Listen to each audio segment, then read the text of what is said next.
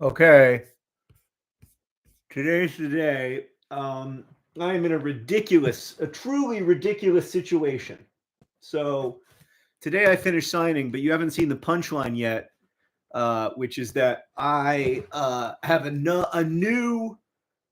I don't know if you can see it, but I have a new signing related injury.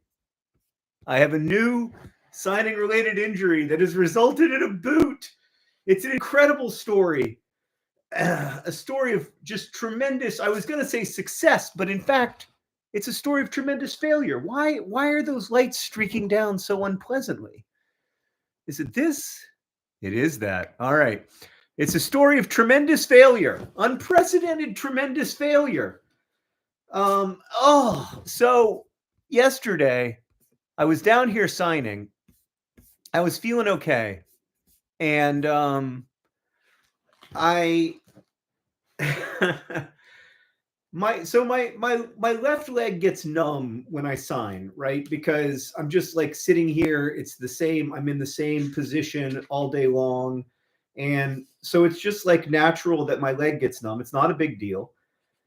My left leg gets numb, the doorbell rings, and I'm like, oh, I gotta go get the doorbell. And then my leg is numb, and I was like, well, it doesn't really matter. I know how to walk.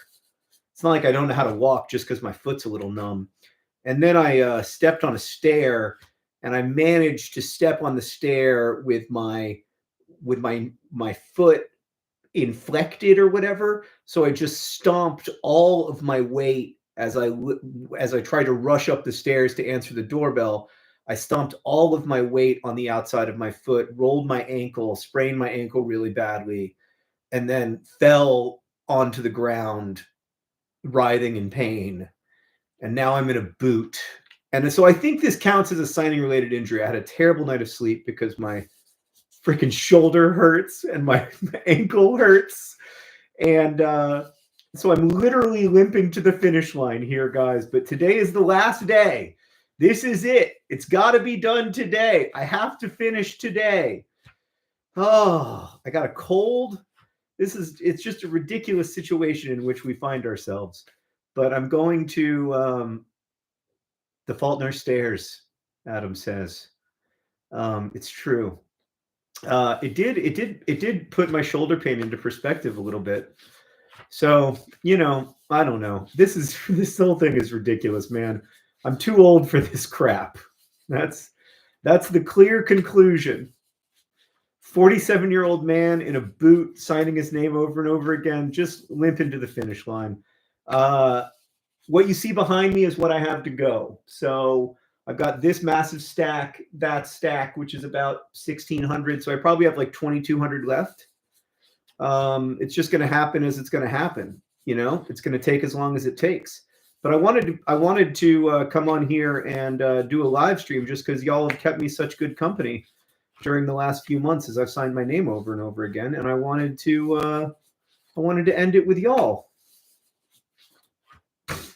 Yeah, I got a boot on. It's a ridiculous situation. I injured myself from signing essentially with my foot.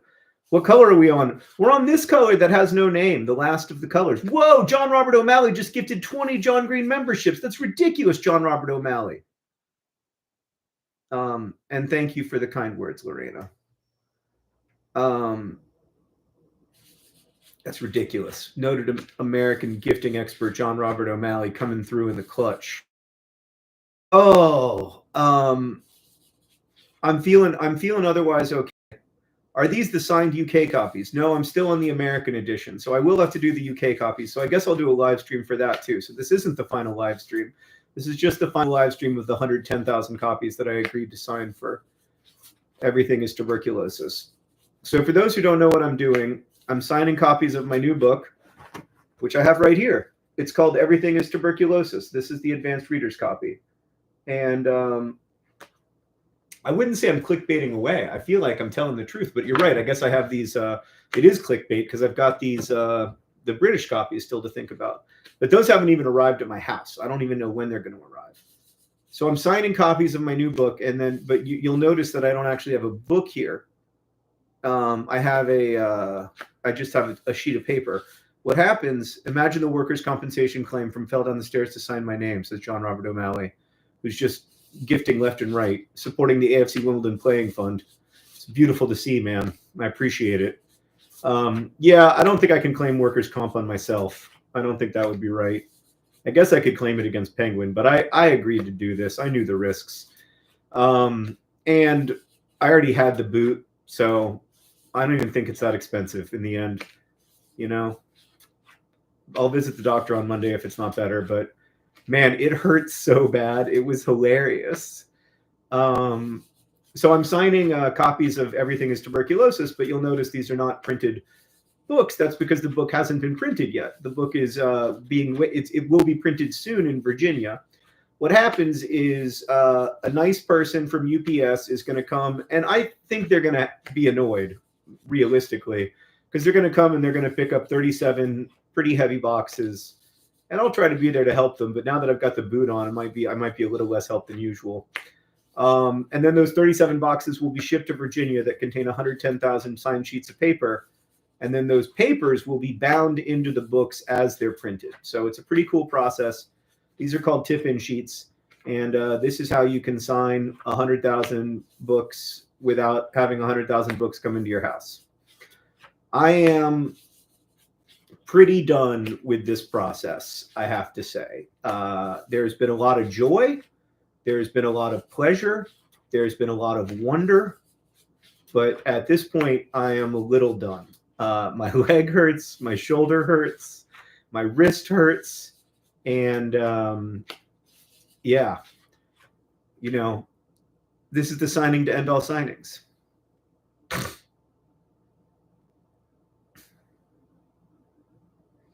Oh, we've got some new emotes.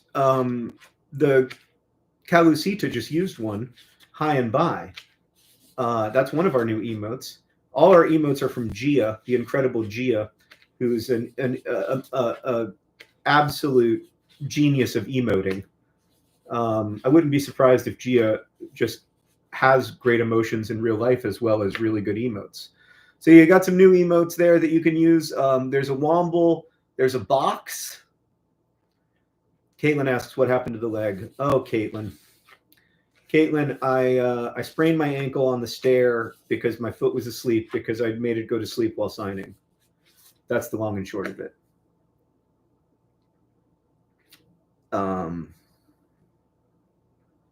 Oh, Danielle, you forgot to switch to all messages. You're only doing top chat. That's no good. You got to do all chat. All right. Oh, Henry Ryder's here and says everything is tuberculosis will change and motivate people around the world. I hope so, Henry. I hope I did a good job of telling your story and the story of your mom and your family and what you guys went through to fight to survive TB. And I hope you're as proud of the book as I am. Really appreciate you being here. So for those who don't know, Everything is Tuberculosis is kind of half a history of TB and half the story of one person living with TB. And that one person is in chat with us right now, Henry Ryder. What happened to the beard? Well, I got rid of it. It was a playoff beard. So sometimes I grow beards when I'm in the middle of a big, difficult, challenging project of some kind. And I'll grow the beard as a way of sort of, I call it a playoff beard because sometimes NHL players do this where they grow beards during the playoffs that last as long as their playoff runs last. So I was doing that, but then once I could see the finish line, I felt like I didn't need the playoff beard anymore, and it was sort of itching, so I got rid of it.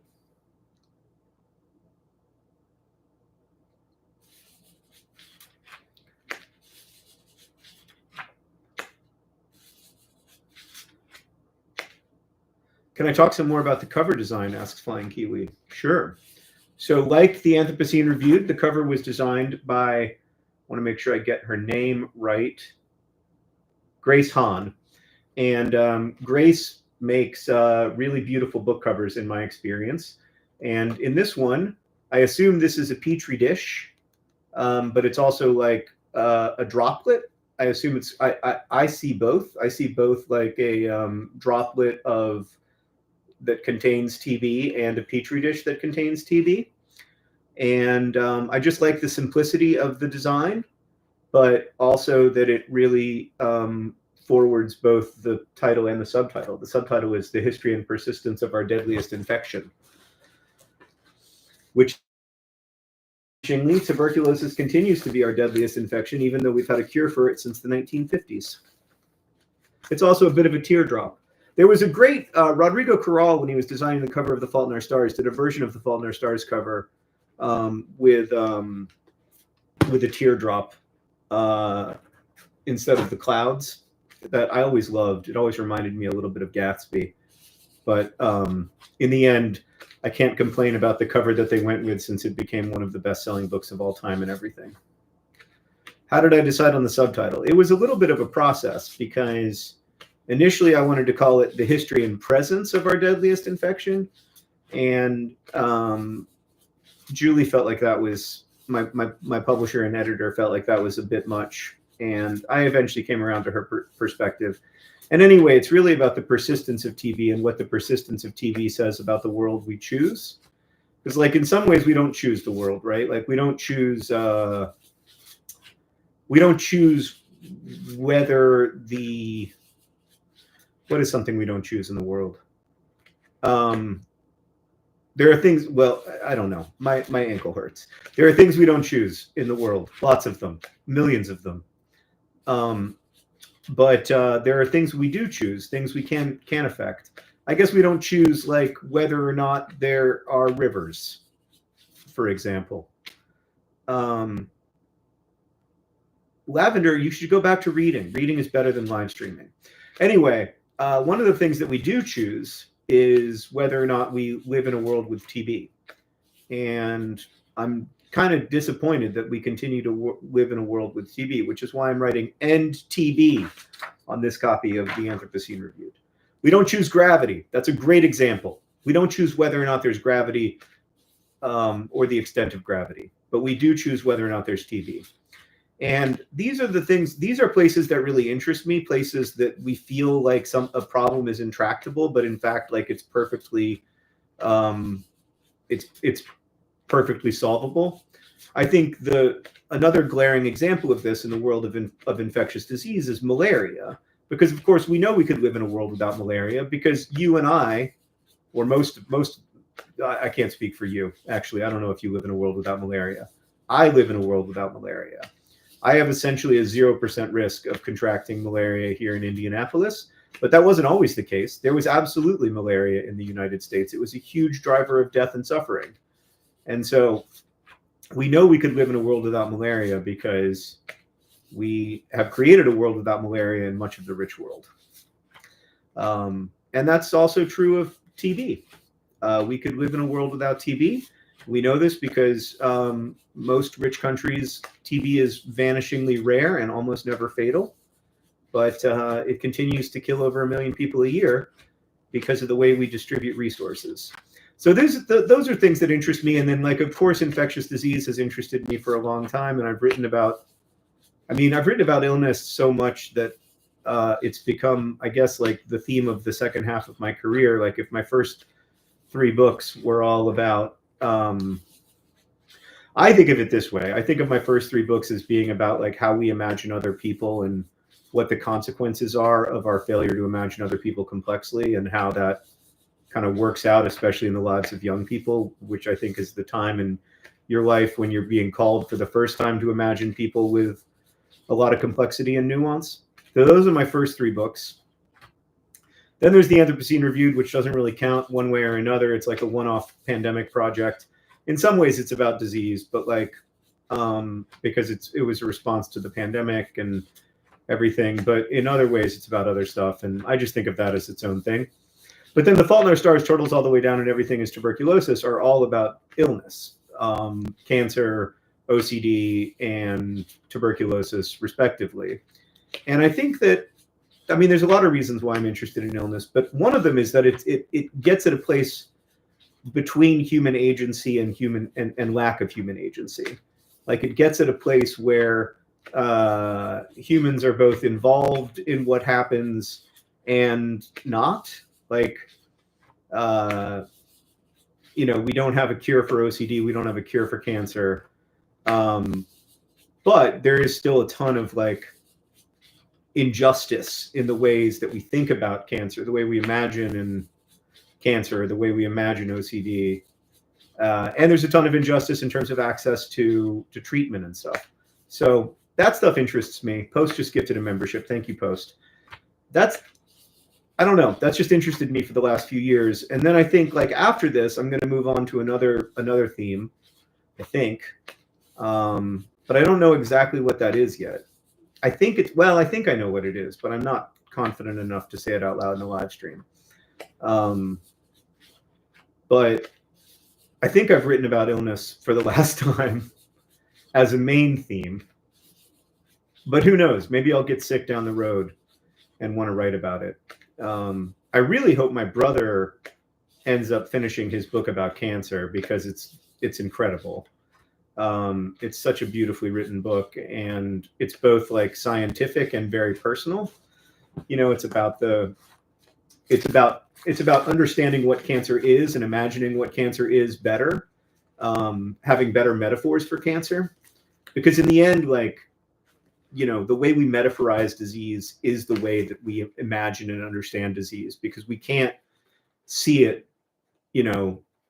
as a purely, even when we see it as a purely biological phenomenon or through a purely biomedical lens, like we're still metaphorizing it to some extent. When we think about cancer trying to take over the body or whatever, or the body being at war with itself in cancer, all those are metaphors in the end. Like they aren't literal descriptions of what's happening. Like what's literally happening is just that cells are dividing out of control. Take care of your shoulder, says Ben. Thank you, Ben. I appreciate it. My shoulder, it hurt last night, but not as bad as my ankle. And after this, Ben, I'm going to just recover. I'm going to not sign my name for a few days. I've got these 5,000 or 6,000 to do for the UK whenever they come, but like I don't want to make, that's pretty light work, Ben, if we're being honest. 5,000, 6,000 copies. That's 2 solid days of enjoyable signing, especially if I get a little break here. I don't know when the UK edition is coming out. I think the signed edition is available only at Waterstones. So if you're a Waterstones fan, you can get a signed copy in the UK. In the US, you can get a signed copy basically anywhere as long as you pre-order the right ISBN. Right now on Amazon, it's like $19. It's like less than the unsigned edition, which I find funny. And I think on Barnes & Noble, it's somewhat discounted, but not as much. And then, if you, as I, like supporting your local bookstore, I encourage you to check out bookshop.org, where you can have a portion of your sales go to your local bookstore. Robert says, I need to submit my PhD thesis this year, and it's hella scary. I bet it is. I mean, PhD theses are way more work than signing your name 110,000 times.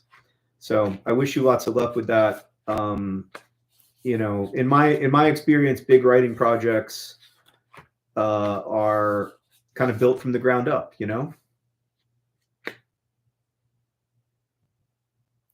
What can I do as a oh gosh, there's so many. I have so many. I got so many all at once. Hold on. What can I do as an electrical engineer to help NTB?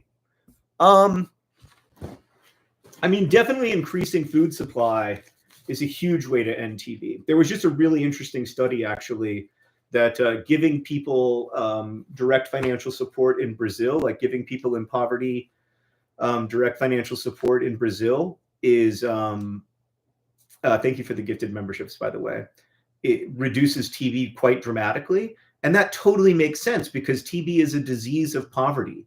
Half of active TB cases in the world are associated with malnutrition. Maybe even slightly more than half. So malnutrition is a huge contributing factor to tuberculosis and the severity of illness. And then lack of access to medical care is a huge contributing factor because so often people don't come in, people don't get diagnosed until they're very, very, very sick. And by then it's too late. The last thing I'd say is that like you have to remember that like what you do with your life in terms of like your job is not the only thing you do with your life. Like somebody said in chat that awareness matters, and I think that's so deeply true. We solve the problems that we pay attention to, and we don't solve the problems we don't pay attention to. And the main reason why tuberculosis has been allowed to kill 150 million people since it became curable is that we have chosen not to pay attention to the impoverished communities where TB is still rampant. So I think that's important. Are there more signed editions or unsigned editions? That's a good question. So, I mean, the first printing of this book is 500,000 copies, and I'm only signing 110,000 copies. So in that sense, there are more unsigned copies. That said, they always lie about the size of the first printing. So like, I don't know how publishers, I don't really know the story of how publishers do this, but they do. They always exaggerate the size of the first printing. They always say it's going to be 500,000 or 1 million, and then they print 300,000 books or whatever. But I still think there will be more unsigned copies than signed ones in the world. And certainly that is my hope. If I do my job, there will be more unsigned copies because the book will sell well and reach lots of people. I'm watching you with my 19-month-old son, Sebastian. He says hi. I remember when my son used to just say hi all the time when he was like 19 months old. He'd be like, hi, hi, hi, hi, Sebastian. The signed copies on the Amazon UK website, are they the US or the UK? I have no idea. I have no idea. I do not know. The machinations of Amazon are utterly opaque to me. So all I know is that the signed copies in the UK for the UK edition are only available at Waterstones.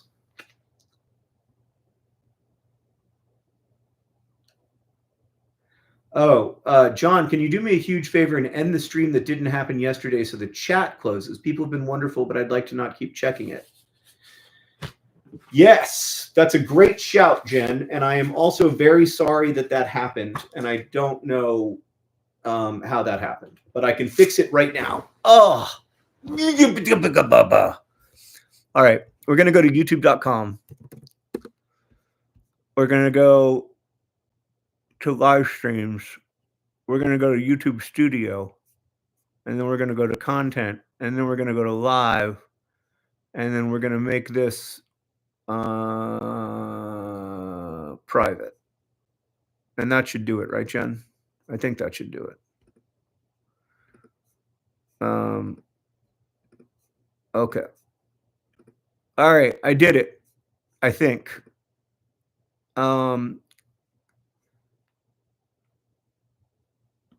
Those were the sounds of middle age. I've always made those sounds. My grandfather made those sounds when I was a kid. My grandfather, my mother's father, Henry, for whom my son is named.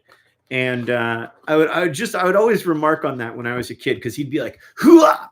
every time he stood up, you know. And I've embraced that. I've found that it's very helpful. I just make the same sounds as my grandpa. Complicated man. I don't know if Hank would say the same thing, but I'm a big fan of my grandfather.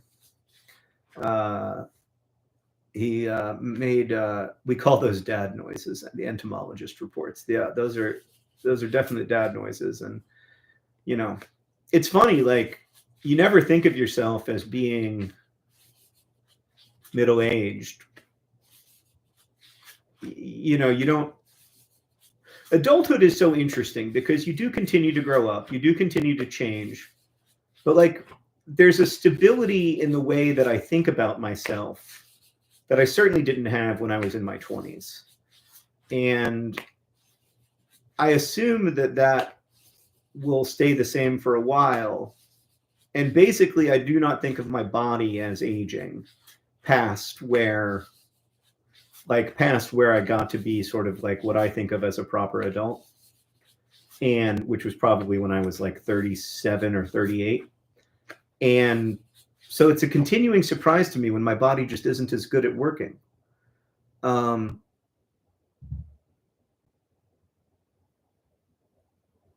think Henry Ford, to be fair, was also a complicated man.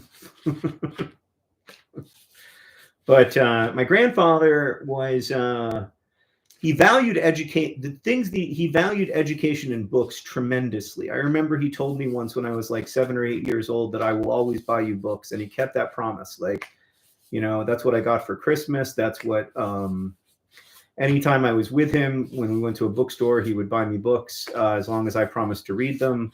And then he really valued education. So he made it possible for me to get an education, which was just the biggest gift in my life, I think it's safe to say. It really, that more than anything, that's what changed the shape of my life. And even after even though I wasn't a particularly good student and he would get really angry with me about my grades and stuff, he always saw potential in me. And sometimes you just need people who believe in you. And he did. And he lived to see, he had Alzheimer's, so he didn't, he wasn't forming a lot of memories by the time I was a published author, but he did live to see my book come out. And he was, I don't think he loved the book, but he was still proud of me. When he read it, when he read Looking for Alaska, which is set in Alabama, where he lived and where I partly grew up, he called me and he said, it's one of those books where maybe you shouldn't come home for a while. So there you go. It's one of those books where maybe you shouldn't come home for a while.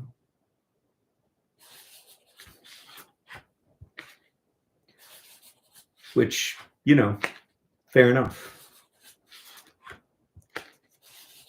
I don't think it was negative. I've never interpreted it as negative. I've always interpreted it as like, you got a little close to the bone there.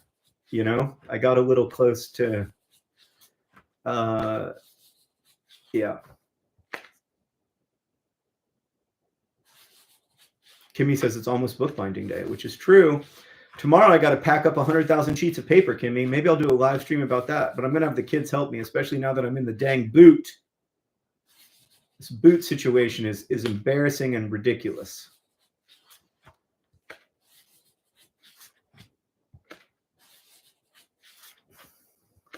My cousin Ella bought an unsigned copy of Anthropocene Reviewed for Christmas, and she wanted to know she signed it to make it legit. I love that. I love that. Ling Yi asks, can you comment on Wimbledon's incredible season so far and what we can hope for in the second half? Well, I mean, I think the big thing we can hope for is a signing paid for by Nerdfighteria by your super chats, Ling Yi, and getting to root for that player for the rest of the season. Whether that's like an existing player, like whether we permanently sign somebody like Romain Sawyers, who's on a 1-month contract right now, or a new player, I think remains to be seen. But I'm so freaking excited for it. I think it's so funny and great. And then in terms of what we can expect for the second half of the season, I think we can expect Wimbledon to continue to play well. There's no, I mean, even amid, we've had a lot of injuries in the last couple months, like so much that we had to sign a couple temporary players.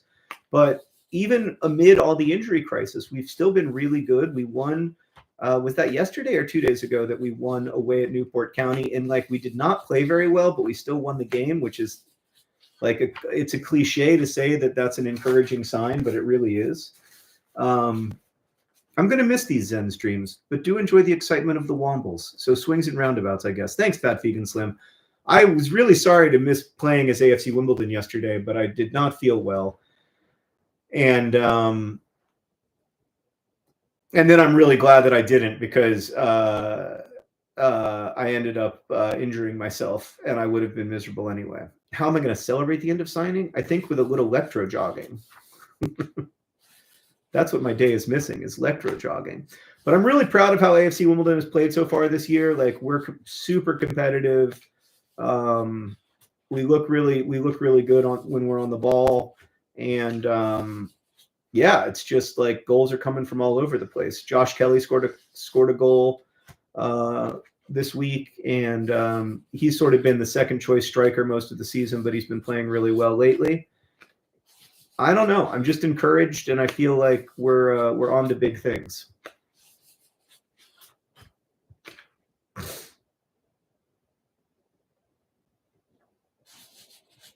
But I am excited to limp my way to the finish line, literally and figuratively. All right, I'm going to lock in for a few minutes and see if I can get some signing done.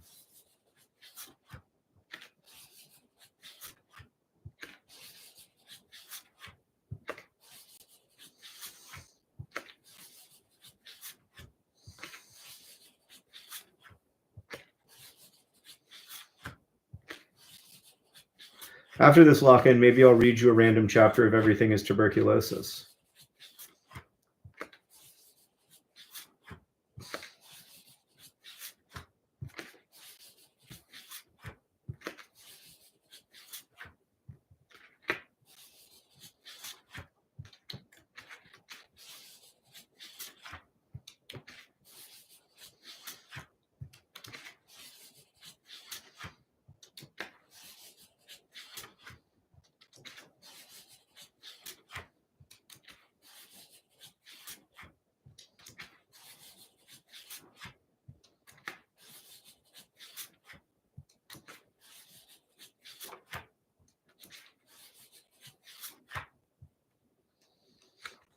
Oh, I didn't tell you the other piece of news, which is that I've got that stack behind me. That wasn't a very good lock-in. Gogo Gomez asks about my writer's cramp. I don't really get writer's cramp as such. I just, but my wrist hurts a lot because I have a little bit of arthritis in my wrist because I've done this 700,000 times, and you can't do it that many times without having a consequence. Because I pushed too far, Gogo Gomez. I pushed too far. The steroids worked well. I mean, I only took them for like 4 days, but it was a good start. But in the end, like what's really helped is like prescription strength naproxen and Tylenol. I didn't tell you the other drama in my life right now. Are we? Yeah, we're gonna see the last page today, Jason. This is it. That stack behind me, other than this stack, is all I have to sign. And then it's over. Also,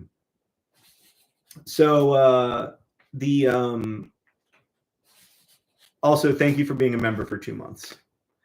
Yes, I'm wearing a boot, Kate. I am wearing a boot because I sprained my ankle in the first ever ankle injury directly related to signing your name over and over again. Somebody in chat can more fully explain it, but I am wearing a boot. It is a ludicrous situation. The whole thing is ludicrous. But the thing I didn't tell you earlier is that I only have 3 Sharpies of this color left. Oh, thank you for the pie contribution. I only have 3 Sharpies of this color left, and I think that will get me through this stack. But if it doesn't, I'm going to have to sign some more in orange. Rosiana's checking in from Mexico. Hi, Rosiana. Good to see you. So yeah, I don't know how many, I might, so yeah, I still have that orange Sharpie that's left over from when I signed 1 in orange. Hello from the airport. Are you headed to, it doesn't, I don't need to tell your stalkers where you're headed to, but we'll talk later. Kimmy says, I believe 3 will be okay. Have faith in Sharpie. And to be fair, Sharpie's never steered me wrong. I did have some bad luck with Tiger Eye Teal. Tiger Eye Teal ran out much faster than the other colors. But in general, I think Sharpie makes a great pen. It's the proper width for me. Like the circumference is proper. Human-sized electrojog to get their life in order. And I'm pretty sure that's what adult bouncy castles are for, says Robert. I love that. I love an adult bouncy castle. Every year we get Alice a bouncy castle for her birthday. That's all she wants every year. And I love jumping in it a little less than I did when I was like 35, but I still love jumping in it. It's still super fun. Any news on tour dates? I love NYC. I'm in New York. All right, Confessions of a Book Addict. I will tell you that I'm definitely going to New York City. Why don't I just tell you guys where I'm going? Well, I don't want to get in trouble with Elise. I can't tell you everywhere I'm going, but I'm definitely going to New York, going to Boston, and then I'm going to Indianapolis, and then I'm going all over the country. There's not a lot of major metropolitan areas I'm not hitting, so hopefully I'll get to see you one way or the other. I love. I hope that this tour goes well. It's been so long since I toured. Like it was 2017 the last time I went on the tour. And I'm really excited about it. I hope people want to buy tickets. So yes, my hand hurts is the answer to that question. It doesn't hurt too much, but it does hurt. But I'm okay. Doran Boucher just made a very nice contribution to AFC Wimbledon's playing fund, which we appreciate. We appreciate very much. I love the fact that all of this money is going to AFC Wimbledon to pay for a player. It's not the best use of Super Chat money. There's millions of better uses of Super Chat money, actually, including probably just like, paying for my own life. But I find it very funny. So thank you. Ooh.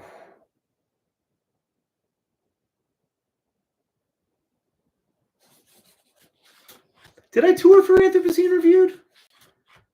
I don't remember. I'm happy you're stopping for your health. Know that you're getting through. Love from Iceland. Olafur, how I love Iceland. What a great place. I was there in 2008. I had so much fun. I'm guessing you're not coming to Canada. Well, no, I'm not. I can technically go to Canada. It's just I have to go into a windowless room and be interrogated, which is not that bad. It's not that big of an inconvenience. But no, on this particular tour, I'm not. I'm sorry to say. Yeah, I did. Right there. It was peak pandemic, so I didn't think there were any events there. I did like some touring with my brother, like right before the pandemic, but that wasn't really for a book. That was just to raise money for PIH, and to enjoy the pleasures of being with Nerdfighteria IRL.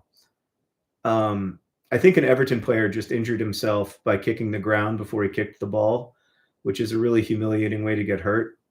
But yeah, that's just. Will Hank tour with me this time? No, Hank's gonna not even be in the United States when I'm on tour. So he will not be touring with me. Sarah will be at some events. I'll have a different conversation partner in each city though. So like, and it's some really cool people, like cool public health people, but also like cool celebrity people or writers I like or whatever. It's a nice mix of people. So in each city, I'll have a different person with me on stage, and it'll be a nice evening discussing tuberculosis. Hazmat says, I hope you're inducted into the illustrious book signing Hall of Fame. And I hope so too, Hazmat. I feel like I've earned it. But in the end, like you don't do this for you don't do this for Hall of Fames and world records and whatnot. You do it for love of the game and a desire to create out of the materials of the human spirit something which did not exist before. In this case, a crap ton of signed books.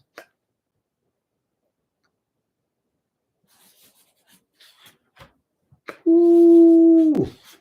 Whoa, a Forest just gifted 10 John Green memberships. Now it's 2 R's in Forest, so I think it might be a human being, not an actual forest. But how cool would it be if it was a forest? How long do I plan to stream? Until I'm done, which is at least 2 hours from now. So for a while. But yeah, I'm just going to go until I'm done. This Sharpie is starting to die on me. Oh, all right, Rosianna, safe travels.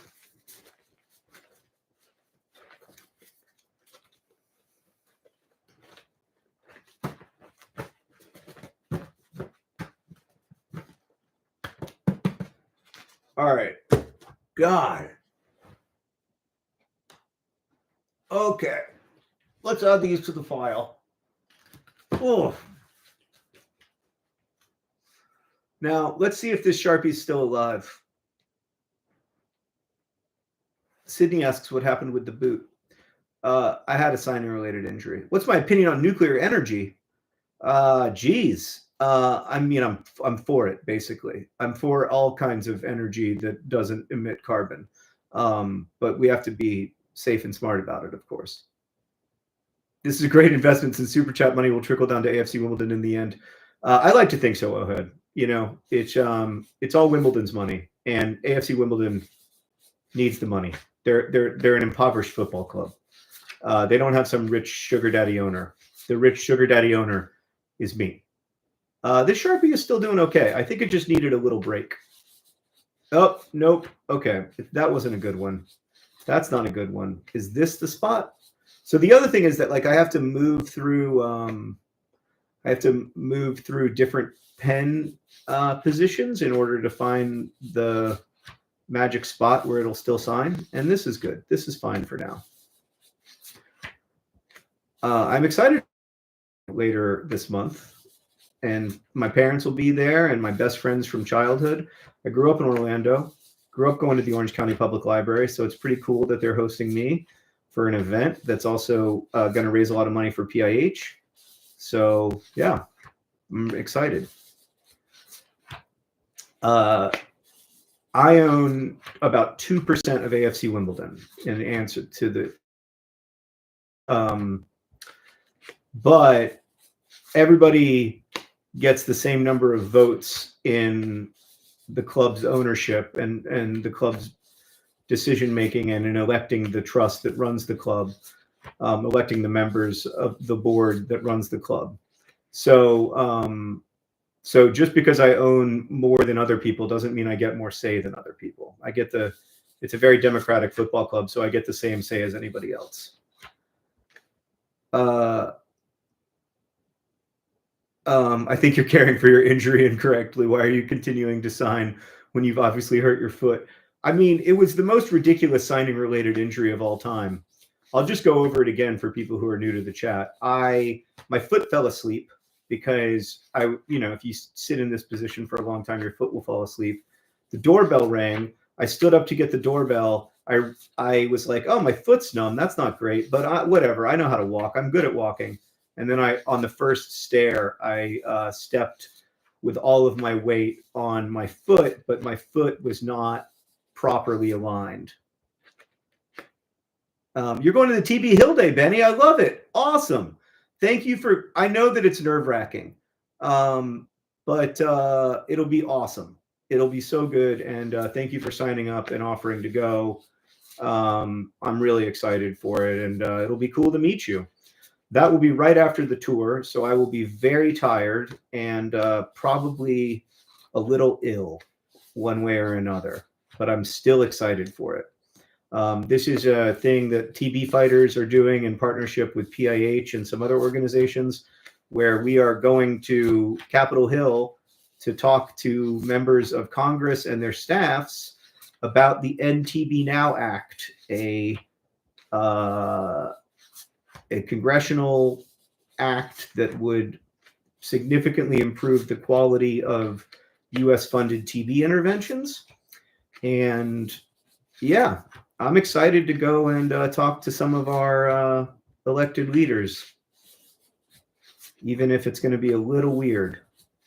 My elected leaders and I don't always share a lot of perspectives, but I will say my Senator Todd Young has been a big leader in working against TB and fighting and funding the fight against TB. So I don't agree with Todd on everything, but I certainly agree with him on that.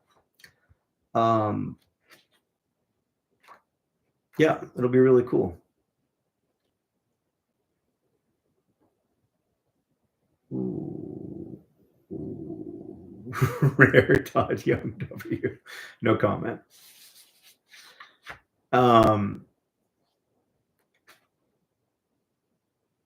Yeah, if you can find common ground, take it. Yeah, so I'm only touring in the US for now. The book is coming out in a bunch of other countries. It's coming out in Germany, and it's coming out in England. It's coming out in France, Poland. But I still haven't gotten. I would like it to come out in more countries, because I don't, like I don't want to. I'm not looking to like make Brazil. It's coming out in Brazil, which I'm really excited about. I want it to come out in high burden TB countries. I want it to be available in places where TB is a real issue. And so I've been working with my publisher on trying to make it affordable for foreign publishers to publish it. Also in Australia, yes, I'm excited for it to come out in Australia. Beautiful Australia.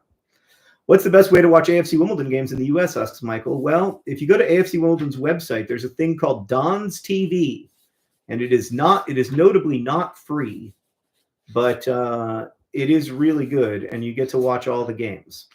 And you get like Wimbledon commentators forever, Mikey T and Rob Cornell, and they make me so happy.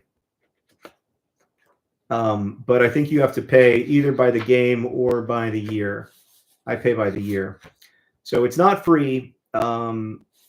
As far as I know, there's no free way to watch the games, but that is the paid way.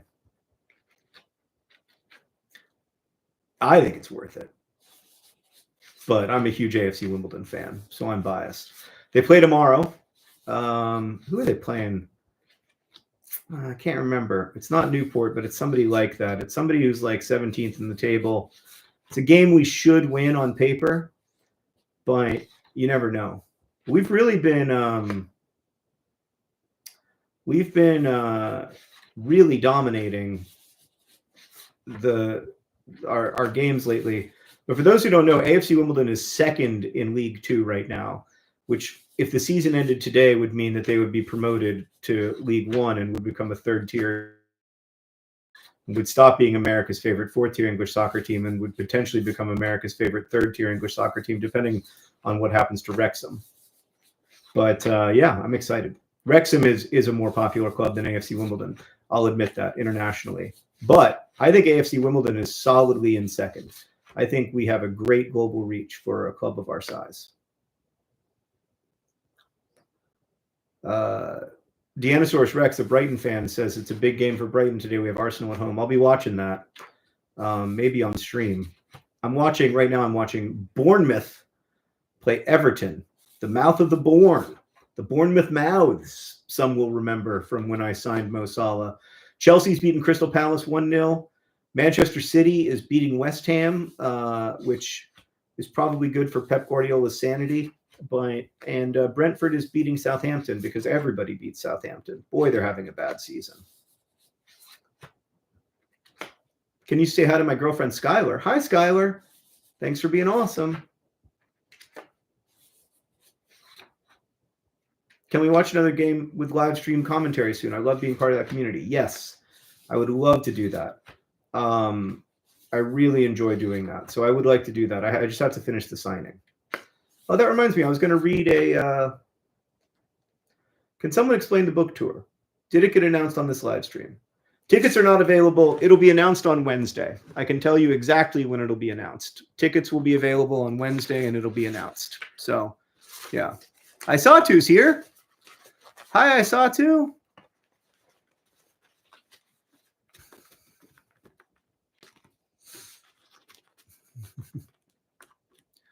If I pre-order the book, does this mean we get a signed copy? Yes, as long as you pre-order the signed ISBN. So yes, as long as it says signed edition. Let me read you a little bit of the book. Let me read you, maybe I'll read you chapter 6. What's chapter 6 about? Okay. Tori asks, how was Men in Blazers? It was great. All right, I'm going to read you chapter 6. It's called Tiger Gotta Hunt. Something like 90% of people die of disease, a phenomenon so entrenched in human life that we attribute most such deaths to, quote, natural causes. Many of us feel a certain relief when we learn that I have to turn on a light. I'm too old. Oh, God. Oh yeah, that's going to make it better. All right. Many of us feel a certain relief when we learn that someone has died naturally, especially when the death occurs at what we think of as an appropriate age. When I was 21, I worked for several months as a student chaplain at a children's hospital. My supervisor was a Presbyterian pastor with the soulful eyes and calm voice her job demanded. And on my first day of training, she said to me, "Death is natural. Children dying is natural. None of us actually wants to live in a natural world. Treating disease, whether through herbs or magic or drugs, is unnatural. No other animals do it with anything approaching our sophistication. Hospitals are unnatural, as are novels and saxophones. None of us actually wants to live in a natural world. And yet we tell ourselves that some, and only some, lives end naturally, which really means acceptably or well. We construct ideas about what constitutes a good time and manner of death. I recently asked my 10-year-old daughter what constituted a natural death. "Well, you have to be old," she said, "at least 75, and you should probably be asleep." But that's not the only definition of a good or natural death. In Elizabethan England, any death that occurred immediately after a confessional prayer was good because it eased the path to heaven. You'll recall, for instance, Hamlet's hesitation to kill his praying uncle, lest old Claudius receive a free ticket to immortal glory. To the Romans, a death in battle was a good death, at least for men. As Horace put it, dulce et decorum est pro patria mori. It is sweet and noble to die for one's homeland. By World War I, the poet Wilfred Owen turned that idea on its head, arguing that deaths from war were obscene as cancer, and calling Horace's line "that old lie." But of course, Owen's idea that cancer is obscene is also a construction, as is our current idea that for a life to be truly good, it must end in old age and probably asleep. Our understandings of good illnesses and good deaths are perpetually shifting. Before vaccination, C-sections, infection control, and antibiotics, the death of children was routine. About half of all humans ever born died before the age of 5. Child death was so common that it had to be acknowledged as natural. And so the acceptable times to die in much of the pre-modern world were 1, early in childhood, or 2, late in adulthood. But tuberculosis has long been known for sickening and killing people between 20 and 45 during the one period of our lives when you were supposed to be relatively insulated from illness and death. While TB is also common among children and elderly people, consumption became known as the robber of youth in the 18th and 19th centuries because of its ubiquity among young adults. How could we explain this disease that should not be, that was at once omnipresent and terrifyingly unnatural? I want to pause here to note a defining feature of humans, which is that we like to know why things happen, especially why really bad things happen. And if a reason is not immediately apparent, we will find one. I'm reminded of a poem in Kurt Vonnegut's novel Cat's Cradle. Tiger gotta hunt, bird gotta fly, man gotta sit and wonder why. Tiger gotta sleep, bird gotta land, man gotta tell himself he understand.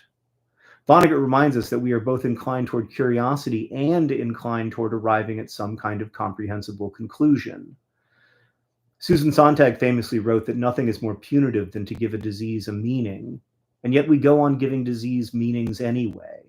These illness narratives are often not just a strategy for conceptualizing the pain of others, but also a way of reassuring ourselves that we'll never feel that pain. The way we symbolize death ends up shaping the way we experience and respond to disease. As we've seen in various places and times, TB has been seen as an illness of the living corpse or of demon possession. It has also been stigmatized as a drunkard's illness or an illness caused by sexual immorality or poor hygiene. One 18th century consumptive, a Mr. Rooks, died, according to his doctor, due to engaging in 6 unnatural things. These were overeating, drinking alcohol, constipation, overexercise, staying awake late, and perturbation of the mind. But the illness could never be entirely dismissed by stigmatizing gluttony and exercise, because it was not only the constipated alcoholics who suffered from consumption. The disease was simply too common to be an illness of moral failing. Also, it affected not only the poor and marginalized, but also the rich and powerful. So toward the end of the 18th century, Europe, and especially Britain, saw an unprecedented rise in consumption cases, a phenomenon the physician Maurice Fishberg called the frightful tuberculization of humanity. The disease became not just the leading cause of human death, but overwhelmingly the leading cause of human death. One analysis, quoted in Vidya Krishnan's Phantom Plague, found that roughly 15% of all deaths in London before 1730 were due to the disease, a percentage that nearly doubled by the early 1800s. And when almost a third of all people shared the same fate, it became impossible to construct consumption as merely a disease of the drunk or demon-possessed. There were simply too many cases for consumption to be understood as a disease caused by immorality or weakness. Something had to be done, if not about the disease, then at least about our imagining of it. There you go. A little bit of Everything is Tuberculosis, a little bit of chapter 6. All right. Oh, what's my favorite cover of any of my books? I think it's the it's got to be The Fault in Our Stars, just because that cover became so iconic, and I had to fight for it. Nerdfighteria didn't like it at first. Yeah, I wasn't here wondering what happened to John's foot. Oh, Julie, I sprained my ankle on the staircase yesterday, but I'm going to be okay. Anthropocene is very pretty as well, but all the Swedish ones are the best. Yeah, so I am narrating the audiobook.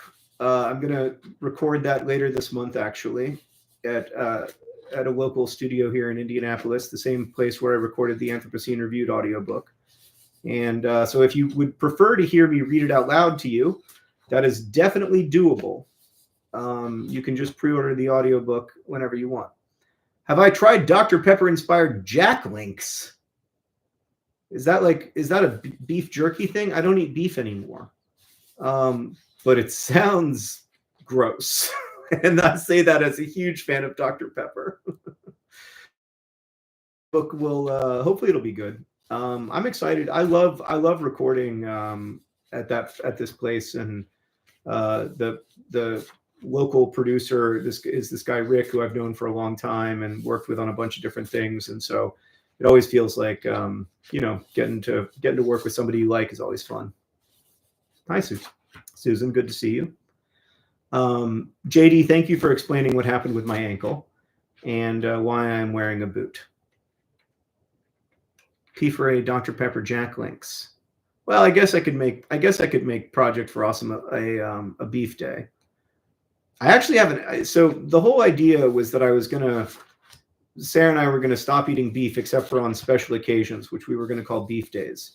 But then it turns out that I don't need to eat beef that much, so I just haven't been eating beef. I haven't been celebrating beef days, but I guess I could make the Project for Awesome a beef day.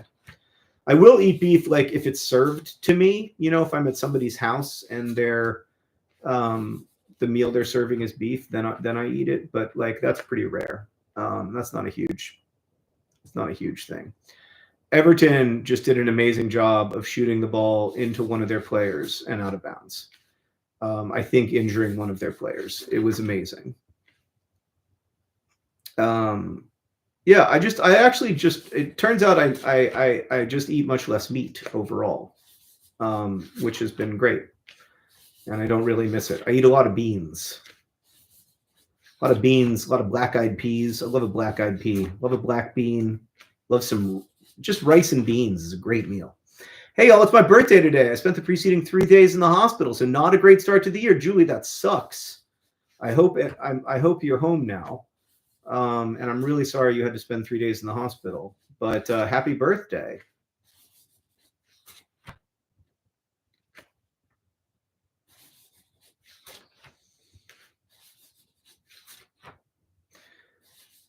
I mean, the thing about signing is it just keeps happening, but this is it. That's all I have left to do. And then I'm free. I'm free until the UK editions come, but that's not going to be that hard. That'll just be a couple fun little live streams. What the hell was that noise? Well, I keep getting these weather alerts because there's going to be like 3 inches of snow here in Indianapolis, and everybody's freaking out. What will I do with all my free time when I'm done? Hopefully write. Yeah, I'd love to. I'd also just enjoy a weekend. Haven't really had a weekend in the last few months. But I miss writing. The Advocacy reviewed audiobooks is my recent go-to for airplane listening. It helps with the plane anxiety. Well, thank you, Hale. Thanks for listening, and thank you for being a member for 4 months. That's a long time to be a Womble enthusiast.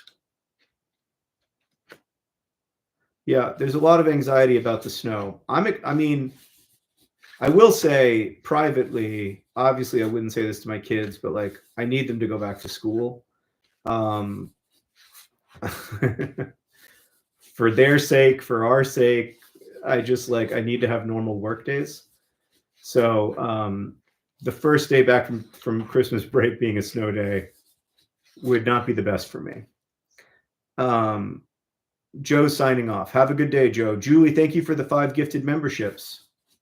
Oh, that's it for this. That's maybe I get one. Maybe I can get 10 more out of this Sharpie, but I just had a bad signature with it. Yeah, it's getting weak.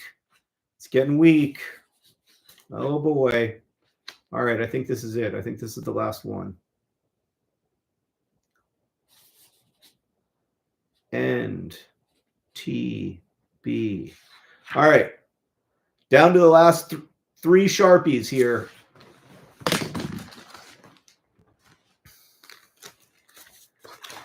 As a remote worker, agree. I need my wife and kids to go back to school. Yeah. You know, I was a remote worker for many years. Oh, I have 4. Well, that's good news. Good job by the Calucida of coming up with an expression for the situation. So I actually have 4 Sharpies. So that should be plenty. That's going to be plenty. I'm not going to need to sign an orange. Okay. This is how many I've signed on stream, I think. So that's a pretty good situation. Natalie, happy 16th birthday. What a oh God. What a great occasion. Do I remember my 16th birthday? Not really, if I'm being honest, but I hope that yours is great. Oh. Okay.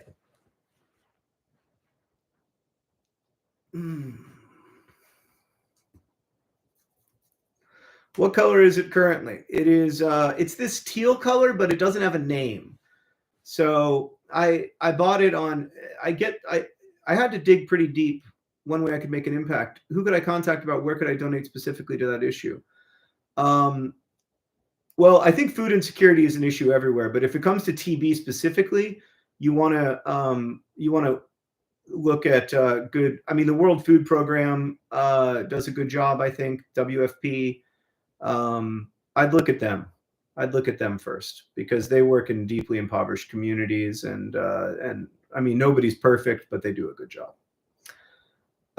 Yeah, so this teal should be called tiger eye teal, but unfortunately, a much greener teal is called tiger eye teal, and so that is a frustration for me. So far as I know, this Sharpie has no name because I bought it like.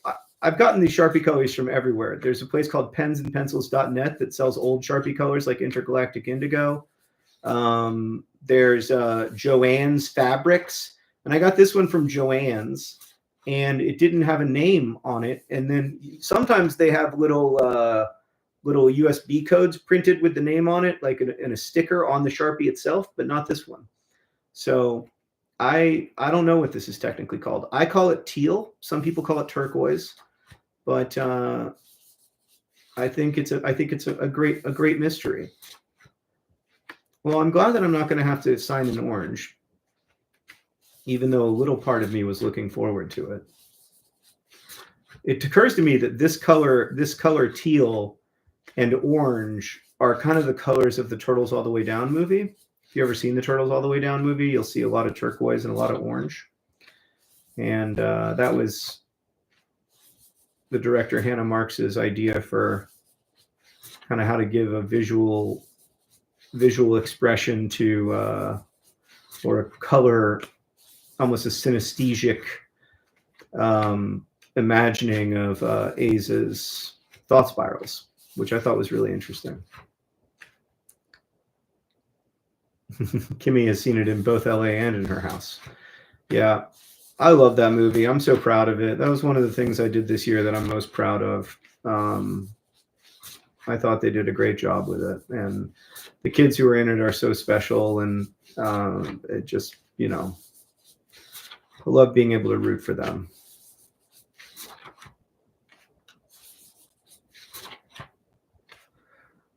Ivan asks what happened to my leg. Ivan, my foot fell asleep.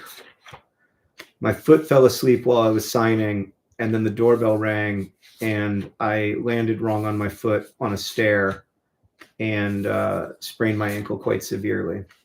So I almost went to the urgent care this morning because I had a really rough night. I didn't sleep a lot and everything. Almost went to urgent care this morning, and then like once I got in this boot, it felt a lot better, and I think I'll be okay. I think it's just a sprained ankle. It's very painful, but there's not much you can do about it. So just immobilize it, give it rest. I did call my doctor, and my doctor was like, you could go either way. Don't you mean last year? Oh, right. Thank you. It was last year that the Turtles All the Way Down movie came out. We're in a hot new year, y'all. 2025. More like 2020 vibes. I really hope this is going to be a good year, despite all evidence to the contrary. And there is, unfortunately, I think, a lot of evidence to the contrary. Wait. Are there any hanklerfishes? There's about 200 hanklerfishes. So Hank came and visited me while I was signing early on, and he put in about 200 hanklerfishes. So what does that mean? 1 out of every 500 has a hanklerfish. There's also some art from my children, especially Alice and her best friend Rory. And there's a little bit of art from Sarah. So I would say on the whole, you have maybe like a 1 out of 300 chance of getting some kind of art or spiral or something. Most of them are just signed. Like the vast majority are just signed, especially now because my wrist hurts and I don't want to do any extra. Artsy says this will be a great year because the book comes out this year, which is true. I'm worried that a bunch of bad things are also going to happen, but we'll just have to wait and see. Life is full of surprises, and the future is wildly unpredictable. As Margaret Atwood said, very little in history is inevitable. I'm a college student. I need advice on how to write like you. Oh, man. Susan, I don't know how to write like me.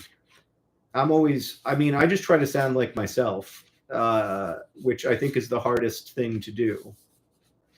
I guess I have 2 pieces of advice.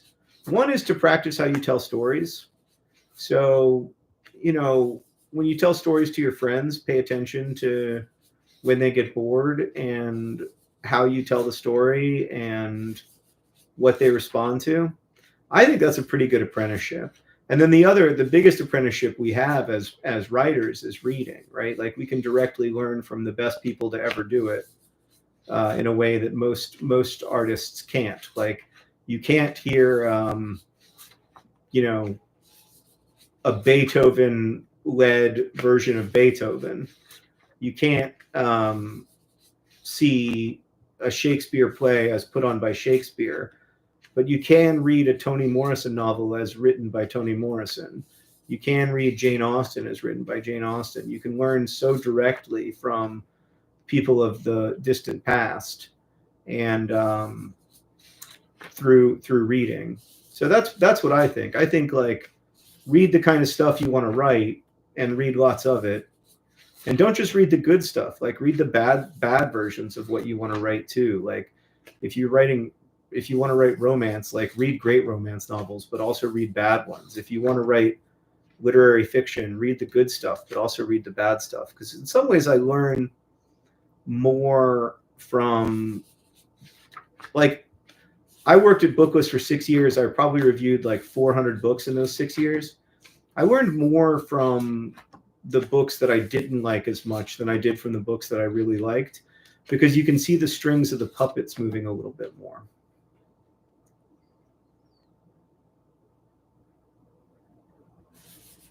That's true. Now we can learn from ourselves. Like, we can learn from contemporary artists in a way. And I think like that's an important apprenticeship. Like, if you're a performer, like, go watch Taylor Swift and Chappell Roan, and Beyonce. Like, go see the people who are doing what you want to do. Absolutely. Ice it, elevated ibuprofen, and stay off it, and keep the boot on when you have to move around. All right. Thank you, Julie. I appreciate it. That's what I've been doing. I've been. I'll ice it after I finish here. I think I'm gonna. I mean, I don't want to get ahead of myself, but I think I'm gonna finish in like an hour or two. Then we'll electro jog these pages. That's gonna be fun. And then the magic will be over. I will have finally signed my name 110,000 times, 700,000 times total.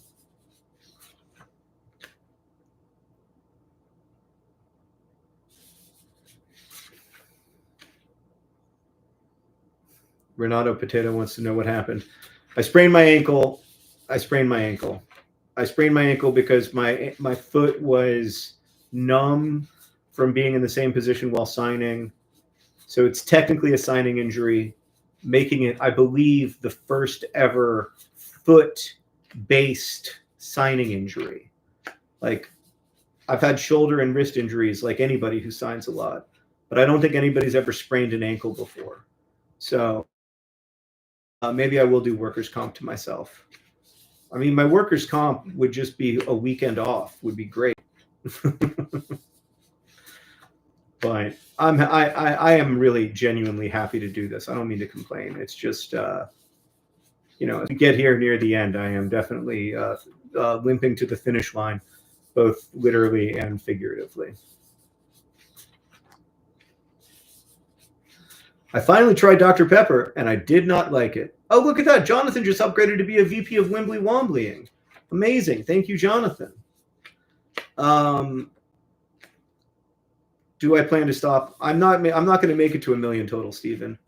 So I have some arthritis in my wrist and a problem in my shoulder that's from repetitive use, I guess. Veronica, I'm glad that my talk about aging has helped you.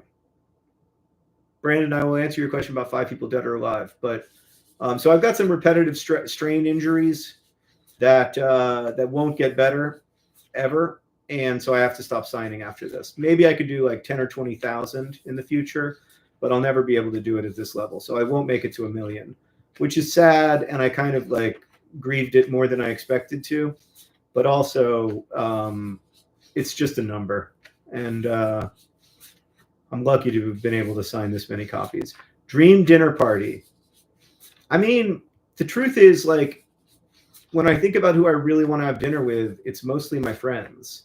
So, like, I think mostly the true answer is that I would bring together friends from around the world and have them over for a dinner party. You know, like my best friends, Chris and Marina, and then maybe my friend Shannon, who lives in Hawaii now, and maybe my friend Hassan, who lives in Beirut, and Sarah. Those would be the 5 people I'd really want to have dinner with. But if it's famous people, that would be fun too. I'd be interested in having. Who would I like to have dinner with? I would like to have dinner with, like, I'd like to bring together like a mix of TB people and other people, like maybe Dr. Carol Mitnick, who's just amazing tuberculosis researcher and just an amazing person, with but then also bring somebody like is it Mae Jemison, who was an astronaut.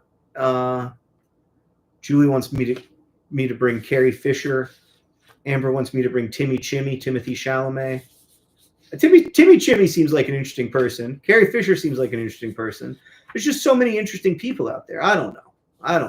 I don't know. It's too hard. I think I would just have dinner with my friends because that's way less stressful. Man against West Ham. So that dream is dead. My dream of seeing Manchester City lose again has died. But life's full of disappointments. Oh, Burger. Taylor Swift. Oh, that would be fun. I'd love to have dinner with Taylor Swift. I'd love to have dinner with Ryan Reynolds. Have I ever had dinner with Ryan Reynolds? Kinda. But I'd love to have dinner. I'd love to have a proper dinner with him. Somebody wants me to pick my brother, but no. I mean, I feel like I can have dinner with my brother anytime.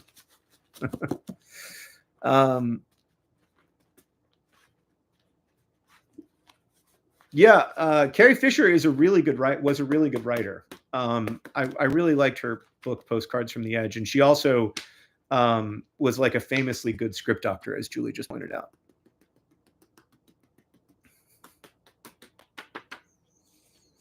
I could have racks with my brother. It's true, and I do love a racks. All right, that's going up there. Oh. Okay, back to it.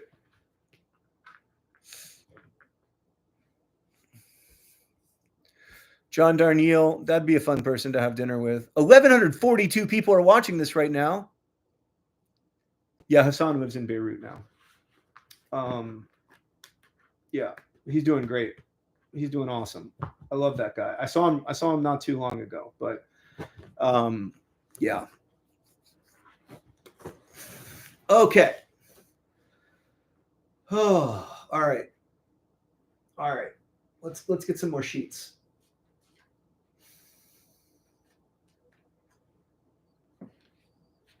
This will never end.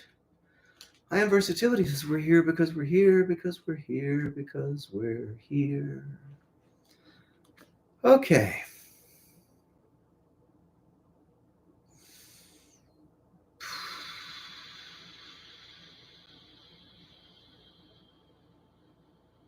All right, I just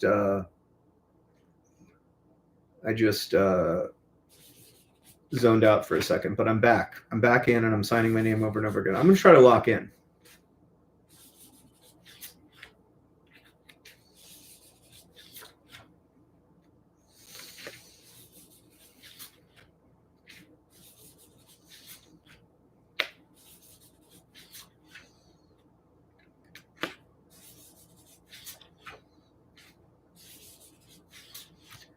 I think finding out that 1,140 people were here, I was like, man, maybe I should shut it down. So if I lock in, people will probably leave because they'll get bored. Except they're not really here for me. They're here for chat. Anyway, I'm going to lock in.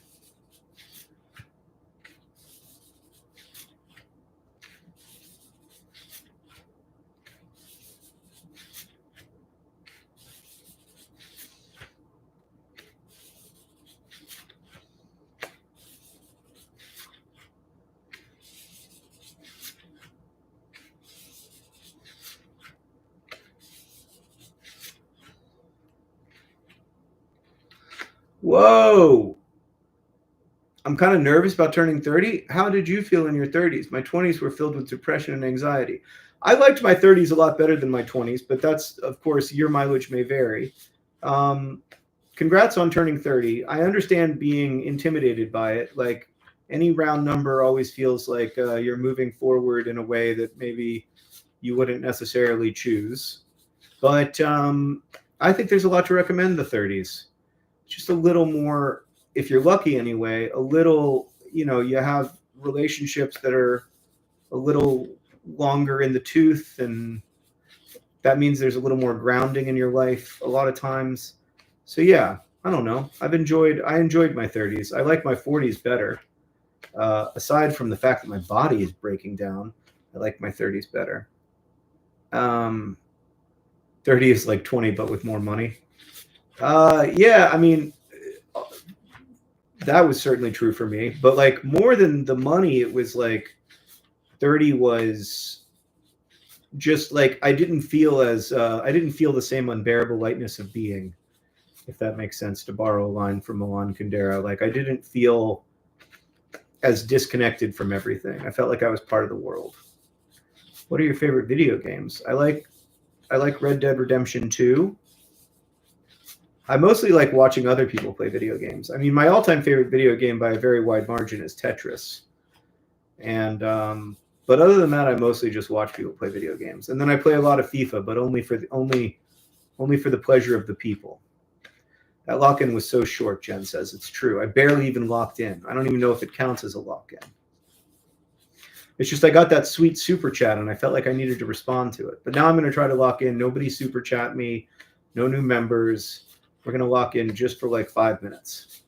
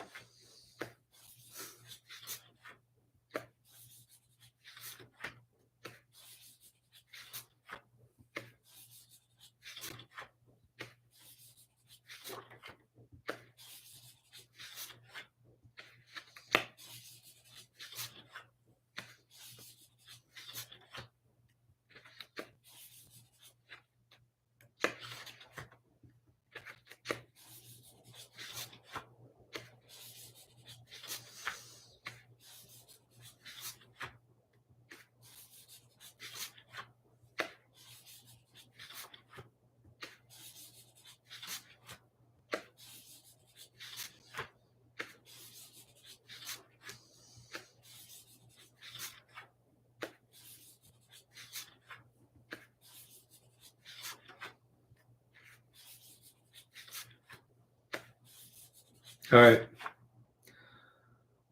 Oh, man.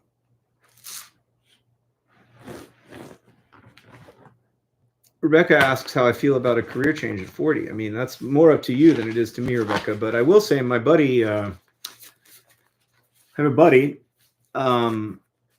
Neil, who, when he was about 40, went back to school to become a nurse. He'd worked in advertising before that and decided he wanted to become a nurse. And now he is a nurse and he's very happy. So that's just one anecdote, but yeah, he loves it. He loves it. He loves feeling like he's helping people. Loves making a difference. Oh, started to sour on my own writing. Tori, I think that's really common, especially as you get toward like the middle of something. I don't think that that's you shouldn't feel like that's necessarily a bad sign. I would say just try to keep going if you can, because it helps to have a full thing to look at when analyzing. It's a lot harder to analyze, a third or 2/3 of a finished story than it is to analyze the whole thing.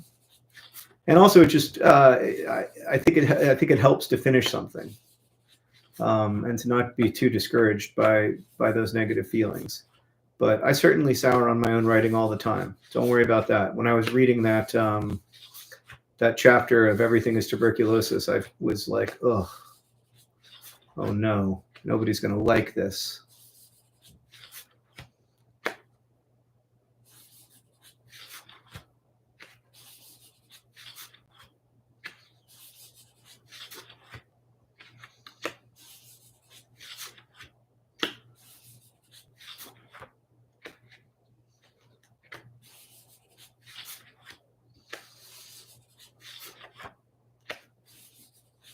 Well, the Bournemouth Mouths are up against Everton once again. The second half has begun. I have sports to watch all day if I need it, but I feel like I'm going to be done in like 2 hours maybe. Let's see. This is about 600. That's maybe 700. I still have a long way to go. I can't be thinking about how long I have left. Why that boot so long? I don't know. This is just the one they gave me. As a TB nurse, I'm very excited about your book. Thank you for being a TB nurse. I hope that it's good. I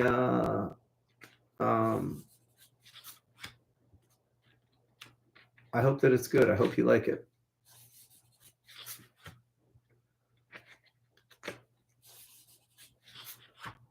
All right.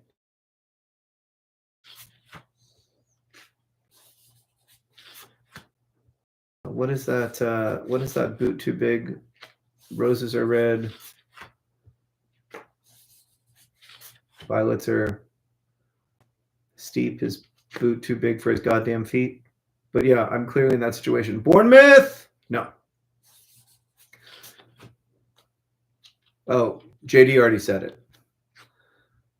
Terranot, I regret to tell you that my foot injury is related to signing. Somebody in chat can bring you up to speed, but it is 100% the first ever foot signing injury.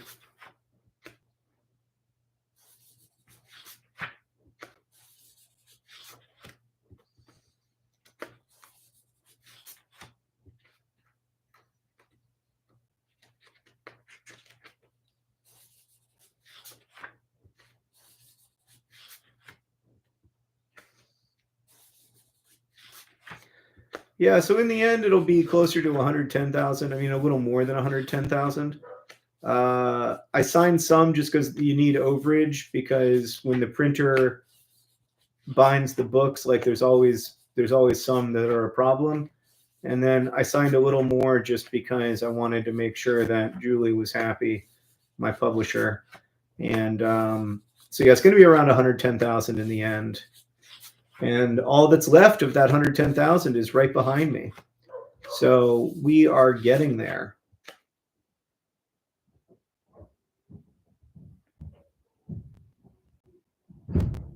Ooh.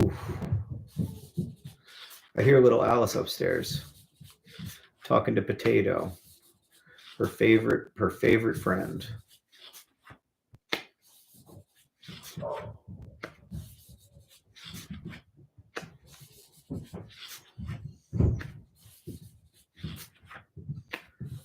Do. Yeah, Potato loves a bark.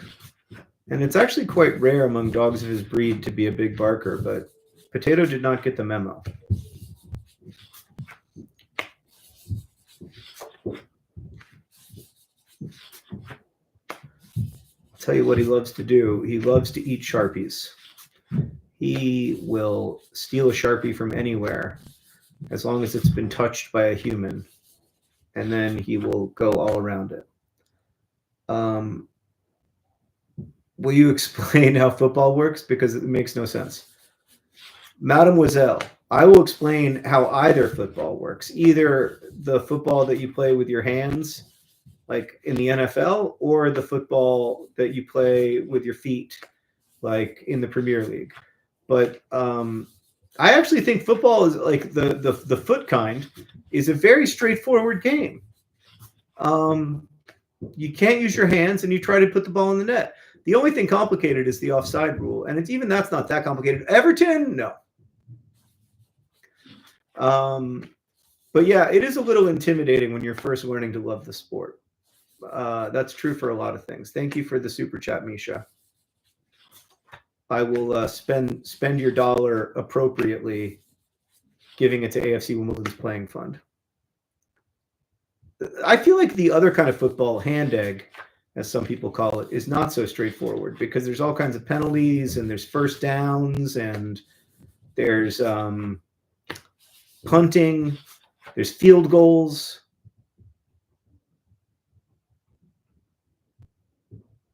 Direct giving really interests me, especially if there's some way to talk to the people I send money to. How would I find individuals in Sierra Leone? Oh no, that's a great question. I mean, there's organizations like Give Directly, but I don't think they like allow for. I mean, Give Directly, I think, does a great job, and it is one of the most efficient ways to reduce poverty. But I don't know that they like connect you to the people you're giving money to in exactly that way. I don't mean to be dismissive of football, NFL football, by calling it hand egg. I quite like. I mean, I'm troubled by it because of the concussion issue, but I think it's a beautiful sport, and I think the people who play it are very.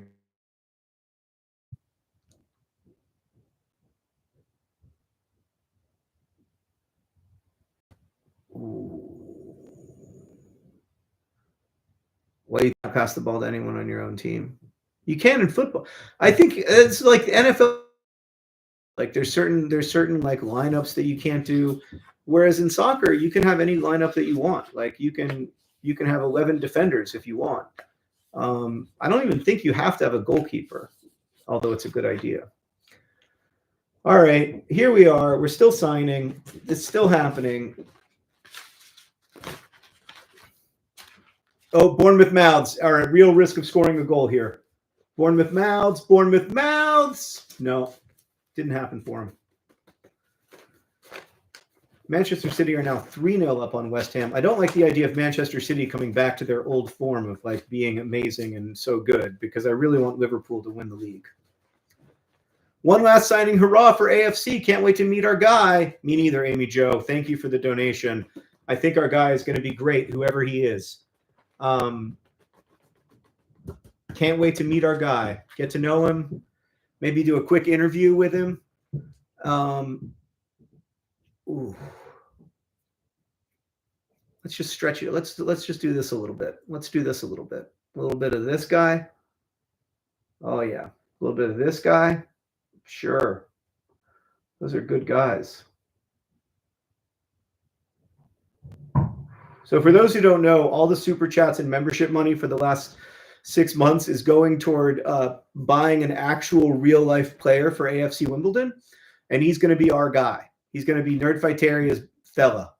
We're going to root for him, and hopefully he's going to be the reason that AFC Wimbledon get promoted. Oh, Bournemouth Mouths. As a fellow OCD sufferer, I appreciate your candor and support, even though I know being vulnerable and talking about it can be difficult. Well, thank you. It is weird. Like, sometimes I feel quite comfortable with it, and then other times I feel quite exposed. I think it's important for me to talk about, just because I think it's important to emphasize that people with serious mental health problems can also lead great lives. You know, that like those aren't mutually exclusive. But then sometimes I do feel like a little overexposed about it and feel like, you know, I wish I could walk aspects of it back, but it's great to hear that it's helpful. And if it's helpful, then I can't regret it, because that's what I want to be here in this world, if I can. So yeah, thank you. I only really feel uncomfortable when people ask very prying questions about it, like when Terry Gross on Fresh Air asked if I also, like the main character of Turtles All the Way Down, experience anxiety when kissing. And I was like, dude, first off, don't conflate an author and a novel. Second off, that's none of your business.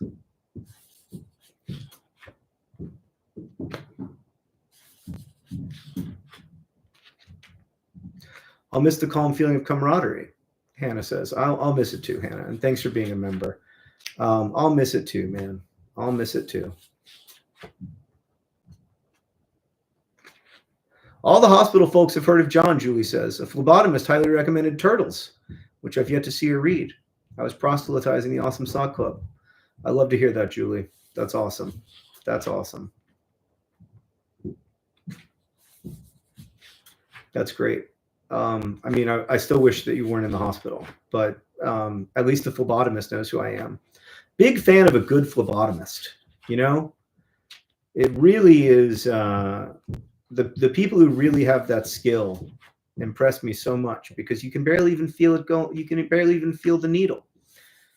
Yeah, I mean, it's a weird question, but also, like, that's kind of what those interview shows are. Like, they're attempts to get you to answer weird or difficult or invasive questions, because then they have their pull quote, you know.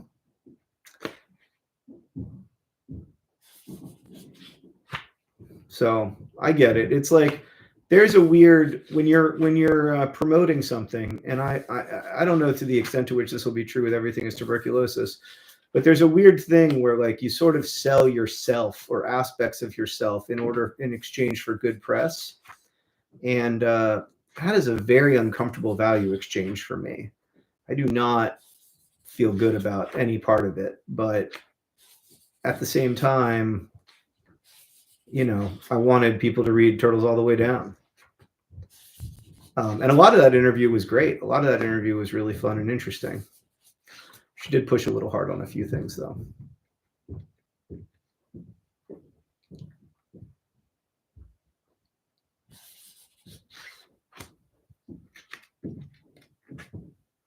I think my response was something along the lines of, I don't feel comfortable answering that, or something, or like,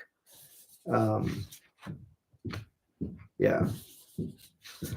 I'm pretty good at setting those boundaries, but then sometimes I, like, just to try to be polite or whatever, will answer a question that I wish I hadn't answered, or answer in a way that I wish I hadn't answered.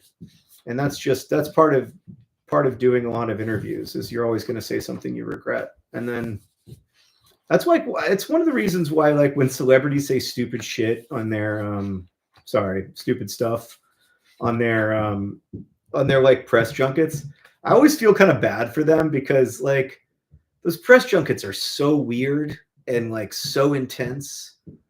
Do I have any info on who the new player might be? None. I would tell you if I had any clues. I have no clue. I need to talk to I haven't heard a single peep about who the new player might be. But I assume that they'll reach out when the time is right. Tips on coping as an Everton supporter, asks Granny Danger. Well, I mean, hopefully you actually are a granny. You won't have to deal with this for too much longer. Sorry, that was a dark joke. No, Everton are struggling, you know. Would you consider writing a new review to surprisingly drop an episode on the pod? I've thought about it. I've thought about going back to the Anthropocene Reviewed, and thank you for listening to the Auld Lang Syne one at the end of the year. That's a lovely, lovely thing to know that you did. But I don't know. I don't know if I will.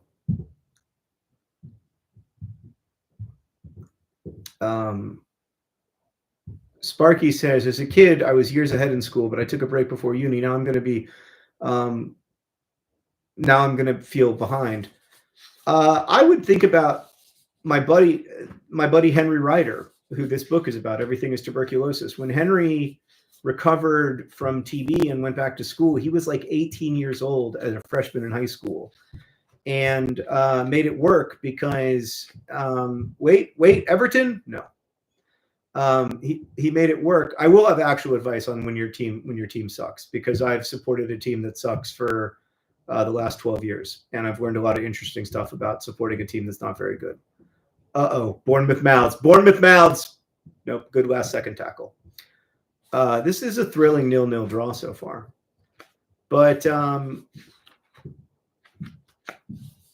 so yeah, I would just think about it's always going to be a little uncomfortable, like being a different age than other students and everything. But also, like, you're not only there to interact with other students, you're also there to learn and to, you know, and maybe you can be a mentor to some of those students. Maybe you can be useful to them in some way. That's the kind of stuff I try to focus on. Like, I remember there was a guy at my college who was like in his 30s and had really good boundaries and everything, but also was just a great mentor, a great guy to be around, and like knew a lot more about a lot of stuff than we did. Like, I might know more about, you know, early Islamic history, but he knew way more about like how to be alive in the world. Thanks to T for becoming a Womble enthusiast.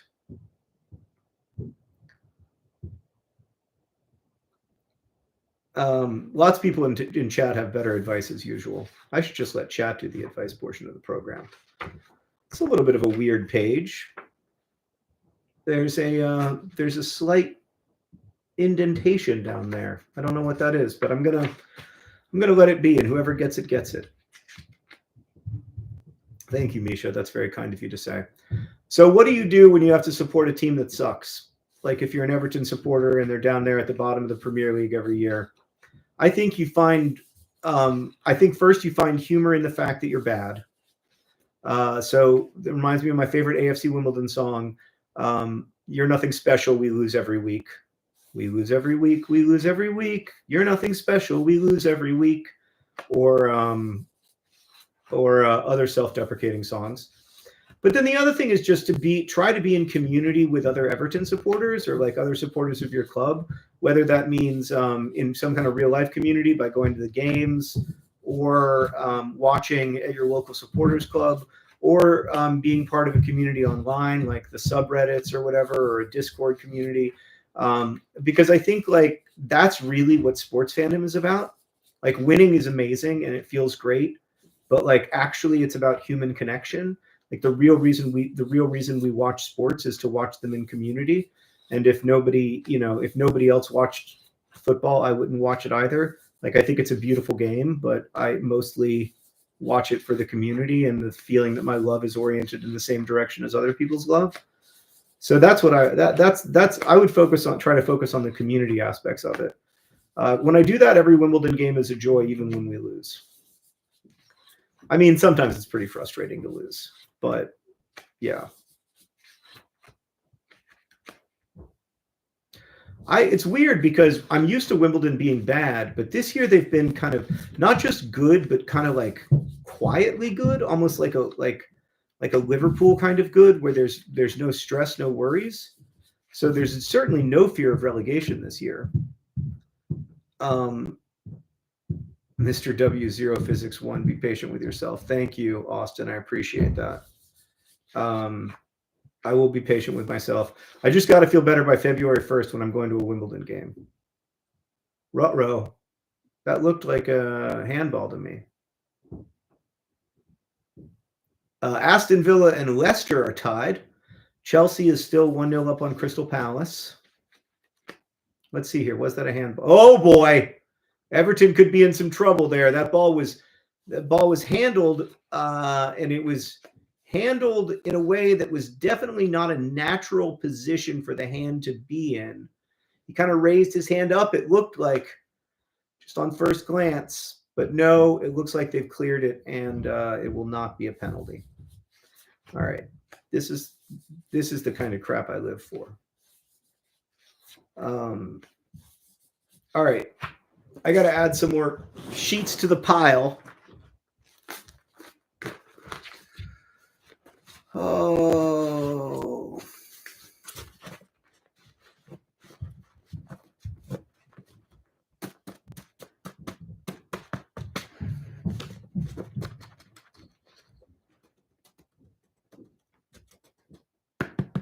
A little jogging. Okay. Okay, this is it, y'all. This is how many I have left. My wife just texted me. Oh. All right. Let's add this many to the pile. But that's it. That's one. How did I first become a Wimbledon fan? Well, I started following their story in like 2010 when they were still in the 5th tier. But I just fell in love with the ownership structure and the fact that everybody gets to be an owner regardless of how much money they're able to put into the club. And the idea of being a fan-owned club, the history of, you know, having had this community asset wrenched from a community, but then the community finding a way to go on, very inspirational to me. So that's how it started. But then, you know, if once you fall in love, you're just in love and you don't even know why. You know, doesn't make any dang sense. All right, these pages are kind of jacked up, but I'm still. They may get stuck in the machine when they're getting printed, but we'll see.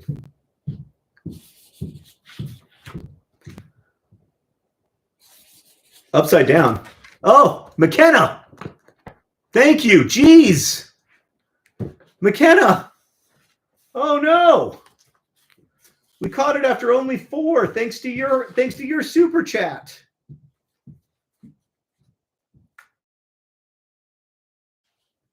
Thank you. Hopefully those won't be. People are freaking out that everything is upside down. Thank you, Julie. Sorry about that, guys. Sorry. Well done, nerds. What would I do without you? I would have signed upside down for hundreds of sheets. Bournemouth Mouths. Nope. It's kind of astonishing to me that the Bournemouth doesn't call themselves the Mouths. It's such a hilariously good name. They just call themselves Bournemouth. Okay, let's lock it in. Lock it in.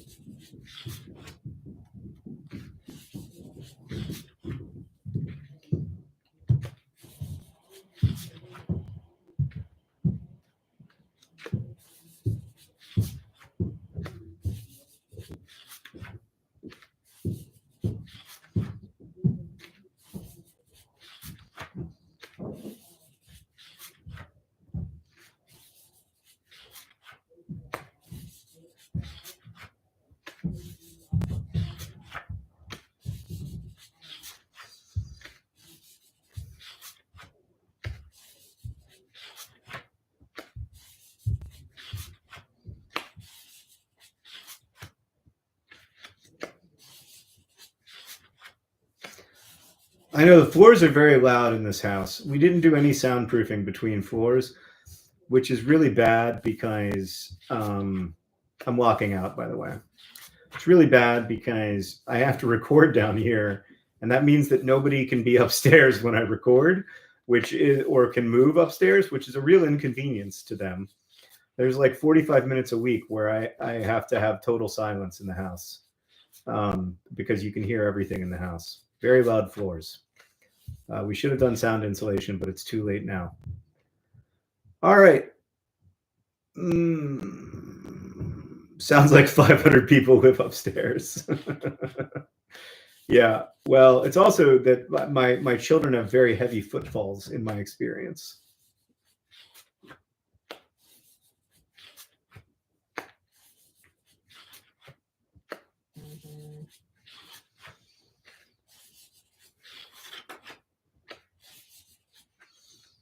Oh, shoulder hurts. Foot hurts. Limp into the finish line. It's bad here because I can hear our neighbors peeing. Yeah, I remember. I used to have an apartment that shared a bathroom wall with the apartment next door when I lived in New York, and yeah, you could. I didn't like that I could hear my neighbors peeing, but most of all, I didn't like that they could hear me peeing, and everything that meant. Amy Jo Green just showed up and promptly gifted 10 John Green memberships. Gifting legend Amy Jo Green, thank you so much.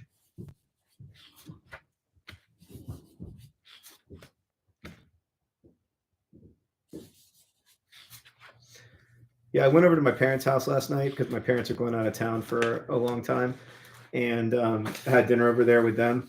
And I was limping so bad. I didn't have the boot yet. I was limping so bad, and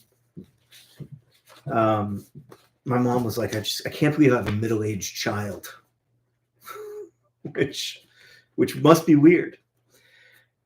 Michael asks if I have any plans for when the signing is completed. I mean, my biggest plan right now, Michael, is just to complete the signing. I'm going to be writing. I have very limited goals for this year. Like every year I write myself every year I write myself 2 letters, one looking back at the year that was and one looking ahead at the year to come. And in that second letter, I try to lay out some of what I'd like to do in the year to come and like what I'd like to accomplish. It's really interesting. Like it's changed a lot since Hank got cancer, because the year that Hank got cancer, my letter was like, you got to do this and you got to do that. And the goals were extremely specific. And like, and then Hank got cancer and it was like, well, all of that is irrelevant. Everything that I wrote down as a goal for the year is irrelevant to like make sure the companies survive and that Hank's okay. And so in writing the letters now, I write them very differently, where I'm looking forward to the year to come, and there are things that I'd like to get done, but there's also an awareness that like you've got no freaking idea what life has in store for you in any given year, and it's very presumptuous to think you do. So I try to make space for that in looking ahead. But this year, I'm going to be traveling so much for Tuberculosis, like both for the book when the book comes out, but also traveling to DC to lobby folks on Capitol Hill about TB, and traveling to Copenhagen for a big TB conference, and traveling hopefully to the Philippines, and traveling to Sierra Leone and all over the place, mostly for TB. And I just need to make space for the fact that that's going to take up a huge amount of time on its own, and it's kind of my main job right now. Thank you for the super chat, Law. And respectful of the time that TV is going to need from me this year, and try to do a good job of both sharing the book, but also sharing the broader news that TB is curable and we don't have to live in a world where so many people die of it. But then I do have a second goal, and I don't know if it's the second goal is to write a novel or finish a novel, because there are 2 stories that I've been working on for years and years and I'd like to finish one of them. And that's my kind of other big goal for this year. And if that one doesn't happen, it's okay. It's not the end of the world. I'm not going to get mad at myself. I'm not going to, but I would really like for it to happen. And so I've been thinking a lot about what I want to be. Oh, Bournemouth Mouths. The Bournemouth Mouths have just emerged victorious. Let's see what happened. I wasn't looking at the screen when the Mouths mouthed off. Oh, that young man seems very excited to have scored a goal, though. His name is Brooks. He looks like a child with a slight beard. I think he's onside, so I think it's going to count. Let's see what happens. He whips it in, and oh, it's a volley. It's a very good goal. Very good goal, in truth. That's a good looking. I got to stretch. Oh, yeah. I mean, that's a banger. Absolute unadulterated banger. Boom! On the volley. That's got to be fun. That's got to feel good. To strike a ball with that much power, it's got to feel great. I've never done that in my lives. Can Chad explain the Bournemouth Mouths? Climbing Dan, it's not Born with Mouths. It's a team in England called Bournemouth, which I know sounds like a made-up word because all the place names in England sound made up. But we call them the Bournemouth Mouths because when I was playing FIFA, I briefly was the manager of Bournemouth, of AFC Bournemouth. And I called them the Mouths. How were the bad and okay signatures different, asks Law. Well, it's hard for you to tell, but there's two big considerations when it comes to. I'll show you right here. There's the overall quality of the J, which like this one isn't perfect. You can see there's a little bit of like wiggliness in this part of the line. And then there's the size of the rise, the amount of rise here, and the length and beauty of this line, which is extremely important to me. And this one's nice. It sort of gets less dark as it goes along. It sort of peters out in the way that I like, which is good. And I'm happy with the, not crazy about the fact that you can see a little bit of, it's almost like there's a little white space there that I'm not crazy about. But these are very subtle differences. You know, like if you look at my signatures, most of them look pretty good. Pretty good. Or bad, whichever your perspective is, but they look pretty consistent. I've reconciled myself to the fact that my signature is actually quite consistent, and it's only my brain that tells me otherwise because my brain has nothing to do all day except look at signatures. So, yeah. But those are some of the differences. Sometimes you can just tell that my hand hurt a lot when I was signing. Like this morning when I was signing before I came on stream, I could tell some of them because my hand hurt and my leg hurt, and I was kind of not feeling that good in general. Some of the signatures didn't look that great, but like this one doesn't look good to me, for example, because I'm not happy with the size of the, and then I'm not happy with the line. But whatever, nobody's going to get mad at me. That's what I keep telling myself. Nobody's going to get a signed book and be like, oh, that one sucked. I shouldn't have bought this signed book. Also, hopefully you're not buying the book just for the signature. You're also buying the book because it's a book about tuberculosis. Micah says, so what I'm hearing is that the end of signing will not only be a relief for your hand, but also your brain, which I think is probably safe to say. But like when you when you have to think about it all the time, because you're looking at your signature all the time, you do think about the quality of the line. Uh-oh. Speaking of the quality of the line, this Sharpie is in real trouble. Uh-oh. I think we're okay to switch. We still have 3 left, so I think I'm going to switch. I can't believe there are 1,200 plus people here watching John sign. I love this community. The fact that there's 1,200 plus people is weird to me as well, but I also love this community so much. All right, new pen. new life, the joy of a new Sharpie. It's always something to appreciate. All right. Somebody wants a Sharpie spiral. All right, let me do it real quick. I'll sign this one. See, so, oh, that's a great, I love the first signature of a new Sharpie. And there's my little spiral. So that's maybe like one out of every, I don't know. It used to be like one out of every 200, but I would say it's one out of every 300 now. Crystal Palace have equalized against Chelsea. Chelsea are really struggling these days. How do I beat executive dysfunction, John Green? I don't know. I don't know, Bimbo Baggins. That's a tough one. I don't know. It's hard. It's hard. Maybe somebody in chat has good advice, but I've got, I mean, I struggle with it a little bit, but I've got family members who struggle with it big time, and it's just really hard. That's right. It's a new pen, new day. All the glories of a new pen. I still have 2 pens of this color left, and I only have like maybe 1,000 sheets left. So I think we're going to have no problem finishing on this pen. Maybe I'll do the last one in orange.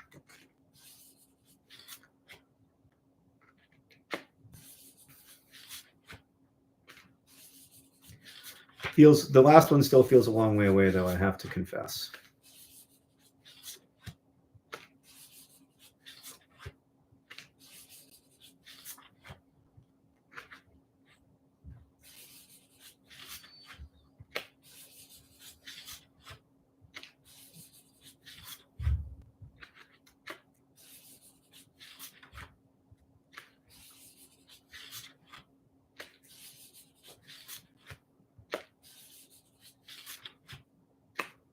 Oh, Nicolas Cage is here. Hey, Nicolas Cage.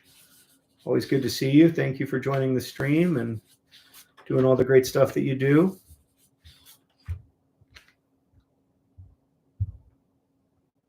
Yes, I'm going to stay. I'm going to stream until the end. So I'm going to stream until the last copy is signed, and then we're going to electro jog.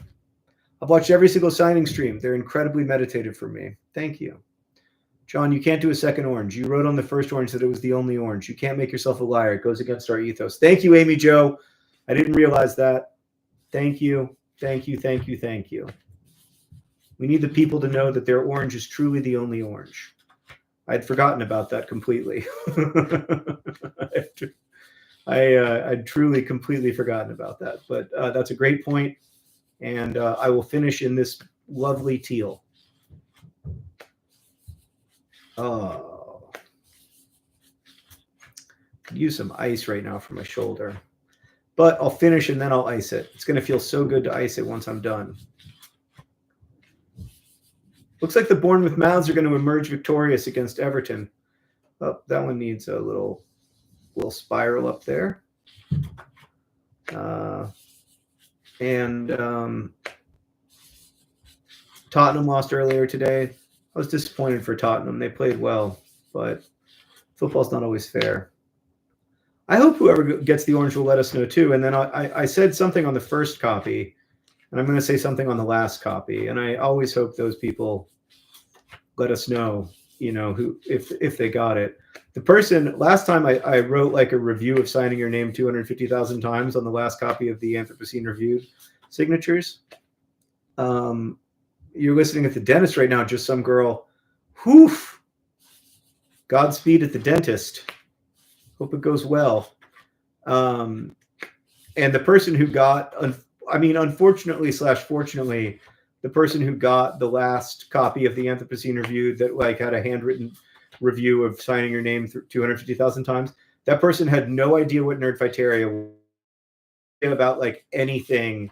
Had never heard of Nerdfighteria, did not know that I made YouTube videos, was just a fan of my books, and thought it was very strange. But you know, I would have probably preferred to go to a Nerdfighter. But it's a reminder that like I think of my books as being primarily for Nerdfighteria, but of course there's a wide audience for them that doesn't know anything about this stuff, right? Like if there's 1,200 people here and my brother texted me.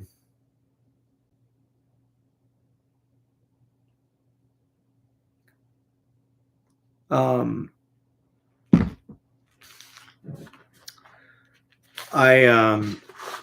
John. Treat yourself to a stretch break, Sabrina says. That's a great idea, Sabrina. That's a great idea. Let's do that. Let's do a quick stretch break.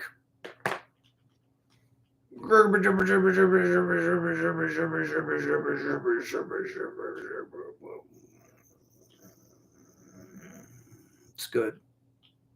It's good. Okay, other side. Oh, that's good. That's the stuff right there. Okay. Shake it out. I mean, this is it. What if I did? Can I stack them all now? Is that too high of a stack? Is that too high of a stack? This is it. This is all that there is left. Right here. This is it. Oh, Elisa says, drinks in your honor tonight. These streams have been so lovely. Thank you. All right. I mean, thank you all for being here for so long and, coming back to the streams, even though they're kind of boring.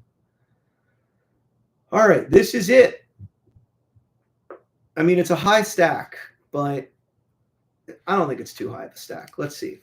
Can I sign this page? Yeah, hell yeah, I can. Like, I like how the stack goes all the way up to my eyes.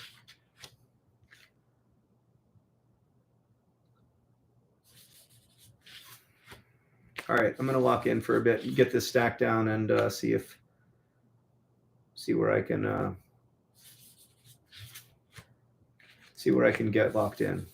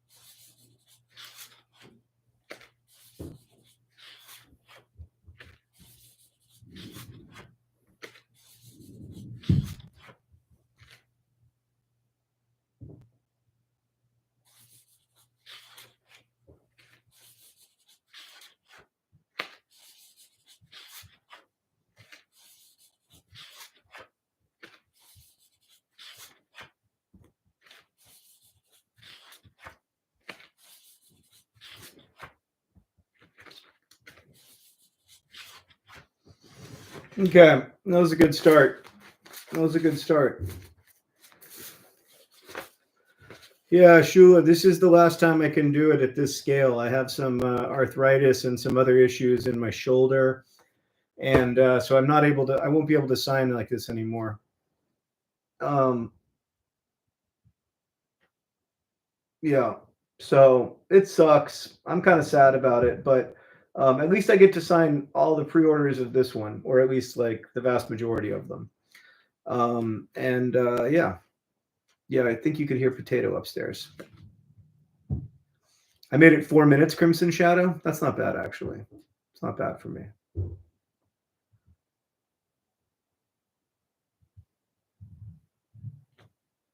All right.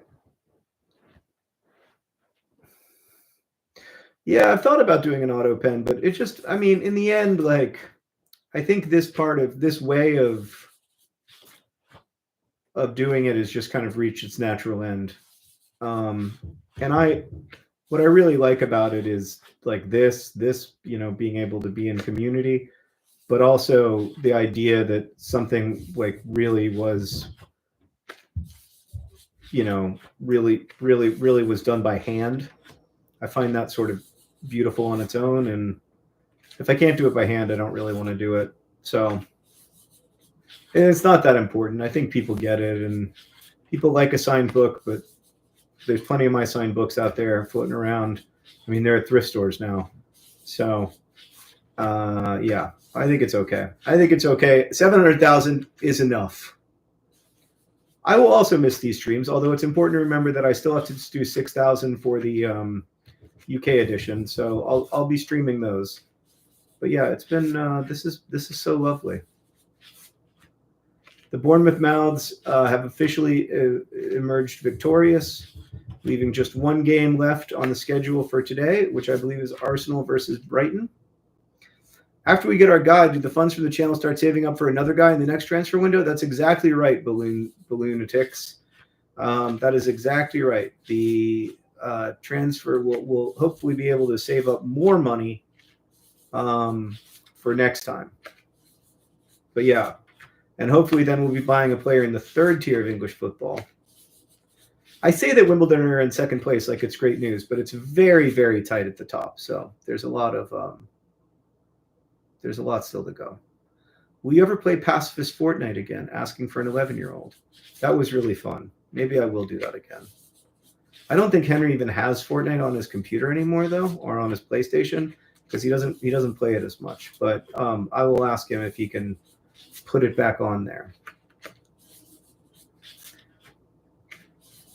Yeah, so the signed edition in the UK is a Waterstones exclusive. Jen, I think, just linked, or Untapped Inkwell just linked to where you can find it.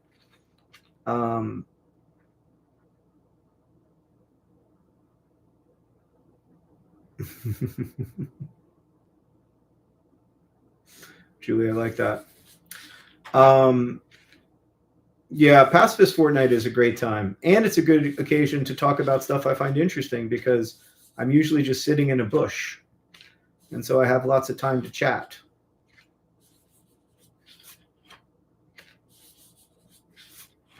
We're almost getting there. I mean, look at this stack. Is it as big as a Sharpie? It's almost exactly as big as a Sharpie. Yeah, I wish I could. I wish there was a way. Like in the U.S., it's pretty. I don't know how how UK publishing works, but in the U.S., it's pretty easy to. I mean, it's because of the stupid antitrust laws. You have to give a bunch of signed copies to Amazon if you're giving to a bunch to independents. But it's pretty easy to get lots of signed copies to independent bookstores. In the UK, for whatever reason, the publisher says that's difficult. But yeah, I was a little bummed out about that too. Pacifist Zero build? Well, I mean, that's the only way I know how to play it, because I can't build. I'm not very good at Fortnite, in addition to playing it as a pacifist. I also lack the skill to play it as anything else. I find shooting games very nervous making, and whenever I'm shooting, I'm like shooting wildly and in a panic, because I don't want to be committing these acts of violence against perfectly nice avatars.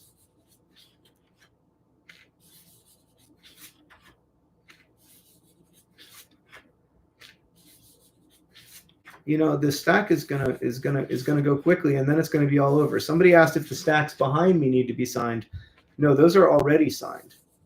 So the only ones that need to be signed out of the 110,000 copies that I'm signing are in this current stack right now.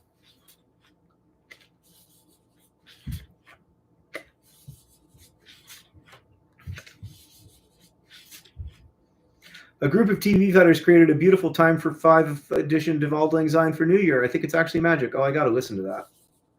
That sounds amazing. I love what the TV fighter community is always getting up to new cool things. Thanks for letting me know about that, JD. I appreciate it. Hope you're well.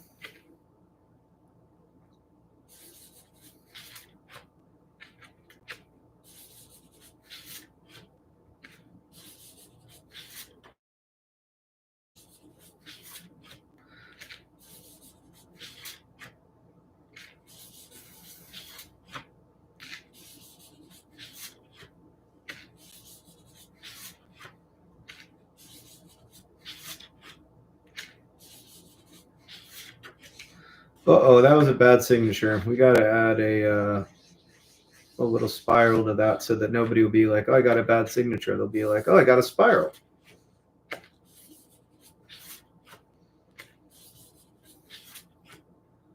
It's noon. I have not eaten today, which isn't my best work, but I don't get hungry in the morning. Don't know why. I have to sort of make myself eat in the morning if I'm going to eat. Elizabeth, maybe you could potentially, you could either call them, your local independent bookstore, or you could potentially use bookshop.org, which isn't quite as direct a way as supporting them, but can be pretty good for them, at least according to my friends who own bookstores. Ooh! I have had something to drink, yes. I've got this sweet-looking LaCroix.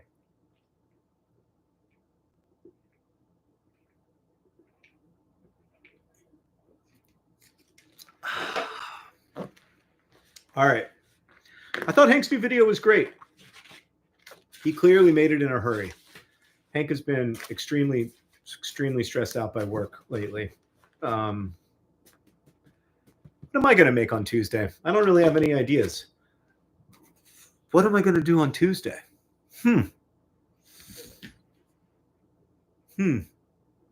What am I going to do? What am I going to make on Tuesday? I haven't thought about it at all. I'd like to make a good video that people like, where they're like, oh, he did a good job. That my video about signing got so many views and was very good for pre-sales. It was like the second biggest day of pre-sales since the book was announced. So that's good. But I don't know. What kind of video do I want to make? Signing injuries and how to avoid them? That's a good idea. Maybe I will make a format video. That'd be fun. I enjoy the format. All right, I'm switching channels here so that I can... Retirement Money Matters show. No. I want to watch Arsenal play Brighton. Oh, that's not till 12:30. Dedicate Tuesday's vid to Jimmy Carter, suggests Austin. Oh, I mean, that'd be a good video. That'd be a good video. How to have a perfect bath. The frailty of the human form. The thing about doing a format video is that it's like a pretty nerd fighter specific thing, which might be nice. Like this might be a good time to just make something very nerd fightery that's not like necessarily about an attempt to like get a broad audience or whatever. Yeah. And then I could talk about Jimmy Carter and how to take the perfect bath and the frailty of the human form, because that's the great thing about the format. Please, one that doesn't escape containment, Jen says. Yes, it is nice. There's always there's a pleasure to escaping containment, which is that it brings new people to nerd fight. The downside of escaping containment is that the quality of discourse goes way down, and I enjoy it less. Like I would, if I had my druthers, I would only make videos for Nerdfighteria. But then like that is itself, but that's like a fuzzy definition. Like I don't want to control who can view the videos. I just mean like people who want to watch it generously, and yeah. So maybe I'll just make one of those videos. Like the best version of that video that I've ever made is I think it's called like Maybe Art Just Wants to Be, where I'm just like doing pottery and doing voiceover. Those kinds of videos are my favorite to make. Escape containment means like reach out to the broader YouTube and like trend on YouTube and stuff. Hank has been trending on YouTube a lot, which I find stressful. Anytime a Vlogbrothers video is on the trending page, I feel sick to my stomach. Oh, Alicia asks if I'm still planning to make the 100,000 visualization video. I don't think I have time, unfortunately. And I don't, it didn't turn out to be filmable in the way that I thought it was going to be. But it's still, I think it's still a good idea. Maybe I'll shoot a little bit of that for a format video. The one that gets me is that tuberculosis and Hodgkin lymphoma have about the same death rate in the United States per 100,000 people. It's about 1, a little less than 1. I know Jimmy Carter almost eradicated the guinea worm. He got so close to that dream. It's incredible what he accomplished after his presidency. Sounds like you want to do a Thoughts from Places, says Tom. A place being your pottery studio. That's a good idea. On Our Way to the Dance remains one of my favorite videos on this app. Oh, that's nice of you to say. Thank you, Miranda. I enjoyed making that one. I did not know when I made it how close to the dance we were going to get. Let's see if we go to the dance again. It'll be weird. Will I draw a manatee? I can't draw a manatee. I'm a very bad drawer. Hook on the beat. Look, I'll draw a horse for you. And then you understand why I can't draw a manatee. There's my little horse. It looks sort of like an amoeba.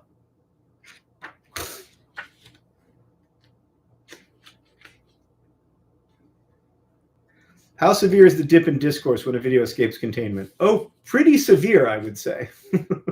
Like Hank's video about the drones, I would say the quality of discourse on that video is actively poor. Whereas the quality of discourse on most videos, most Vlogbrothers videos is great. I pray I get the horse. I hope you get the horse too.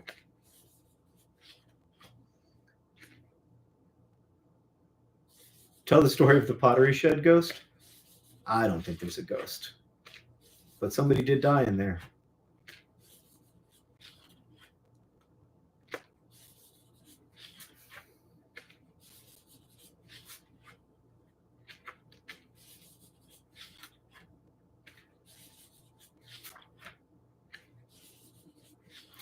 Yeah, an older gentleman died in there. He was 100 actually, and he died there still working. He was a passionate gardener and florist, and he was potting. Like putting plants in pots, and he died. The garden gopher also died, very sadly. Or either died or moved on to another garden, which seems unlikely given how sweet my garden was for him. But yeah, he died. He wasn't there this season. Or she. I don't know. I don't know the gender identity of the groundhog in question. I don't think he's haunting the place. My mom thinks he is. My mom hauntings. But my own experience is that creepy places are creepy because they're creepy. And the fact that somebody died there, your gopher is in another garden. It's in the great garden in the sky, I'm afraid.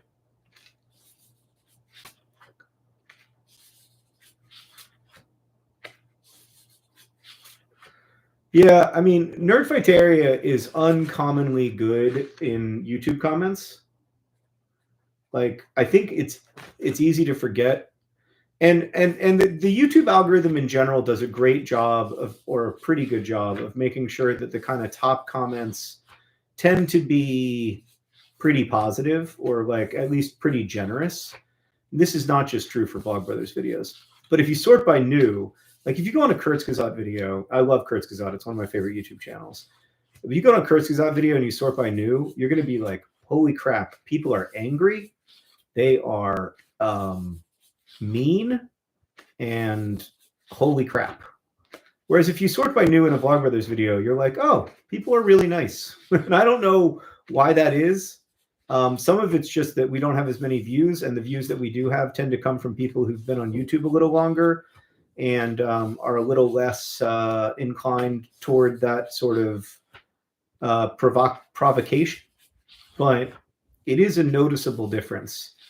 And I point at Kurzgesagt just because it's an educational video channel. It's like super, fact focused. And I mean, obviously, Mr. Beast comments are going to be weird because he's Mr. Beast.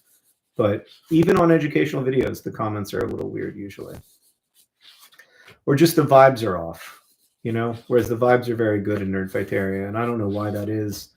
They're not immaculate. There's certainly moments where the vibes are off, and like there are moments where there's a disconnection between Hank and me and Nerdfighteria, like where Hank or me and Nerdfighteria don't align, and like that's okay, that's healthy. There should be that tension, but man, in general, it's pretty great.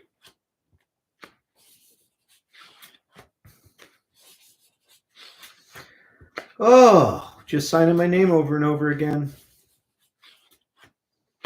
Am I a Mac or Windows person? I've been both in adulthood, but I'm currently a Mac person because when they brought back the SD card reader for the MacBook Pro, that solved most of my problems. So right now I'm streaming on a MacBook, which is my regular everyday computer. But I feel no animosity toward other people, be they Windows users or Linux users or whatever.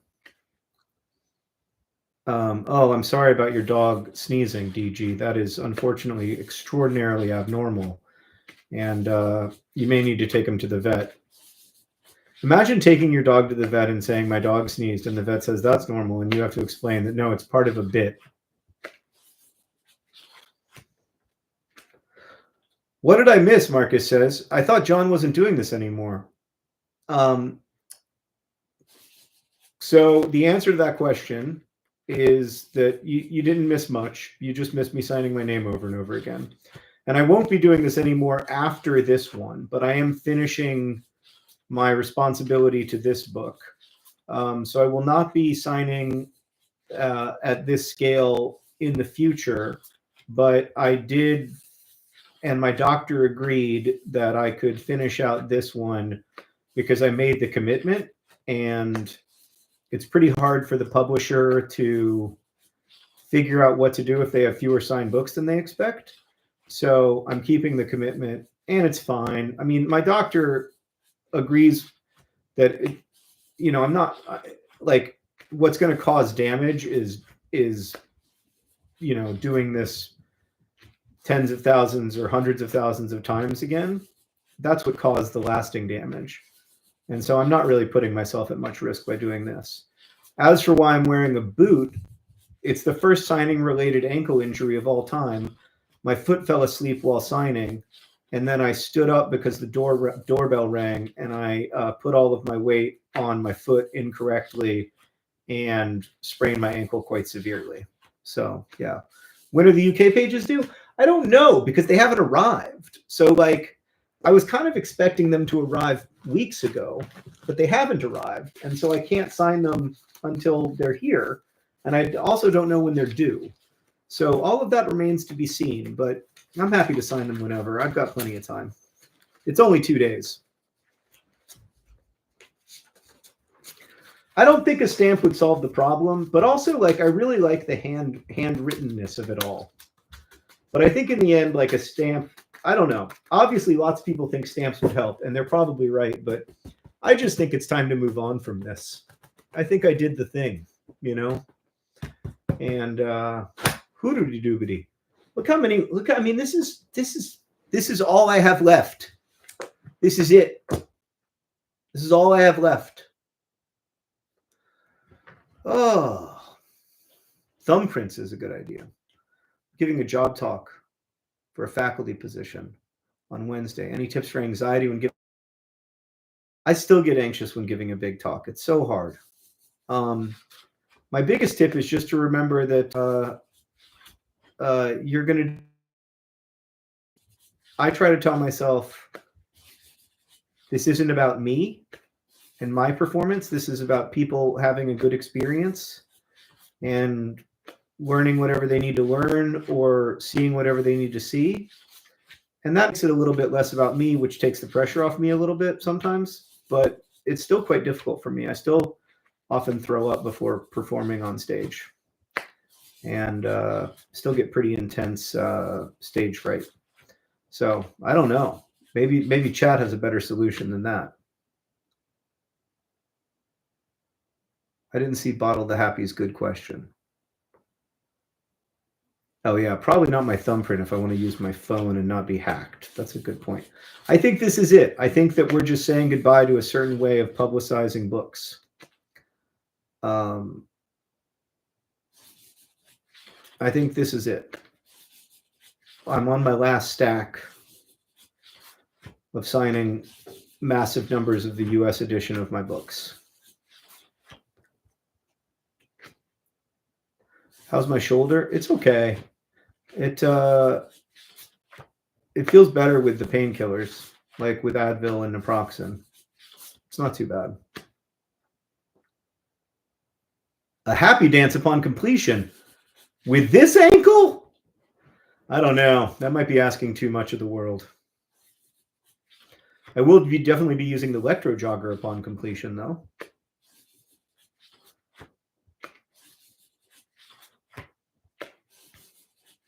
All right, let's lock it in. Wait, Nerdifactaria is good because you raised us to be kind, JJ says. You talked about the impact of comments and generosity. A lot of us were young when we found this and have taken that attitude with us. That's very kind of you to say. I hope that's true. But I also think like you kind of raised each other to be kind, if that makes sense. Like we all set the norms together. It's not just me setting the norms. But it is pretty great how those norms have been set over the years. But thank you for that. That's very kind of you to say. All right, now I'm going to lock in.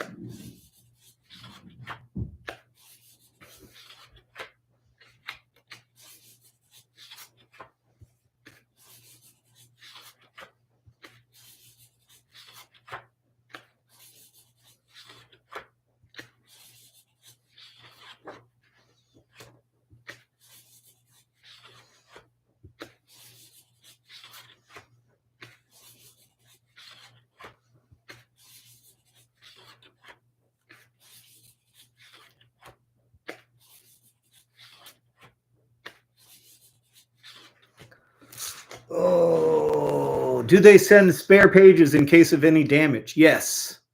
They sent like 10,000 spare pages. So I've signed like 10% extra, like 110,000 about, in order to make sure, one, that there's no spoilage, and two, that that they have, you know, a little bit of extras in case they need them. That was a good lock-in. Okay. All right, here we go. Move that page to the top of this pile. The rest of the pages should line up pretty good.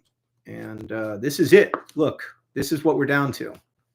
This is what we're down to.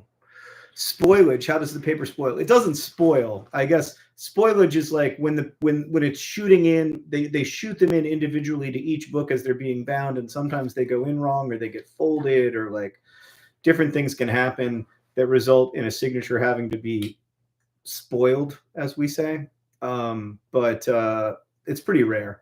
So hopefully there will be well over 100,000 in circulation, but I wanted to make absolutely sure that there's at least 100,000.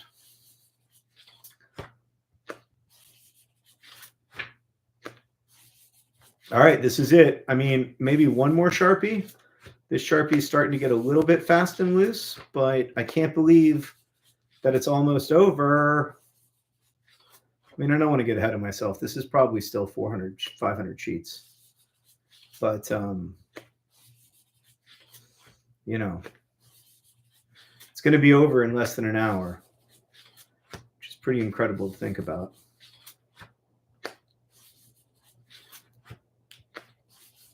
My foot even feels a little bit better because the Advil's kicked in. Shoulder feels okay. Hand hurts a little bit, but only a little bit. I'm living the dream right now.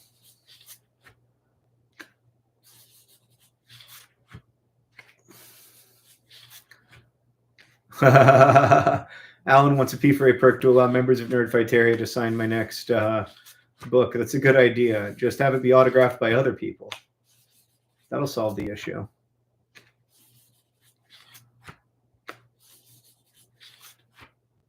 No, I think I'll have to just find a different way to get to know my or attempt to fathom my audience, and like find different ways to connect with them, I think.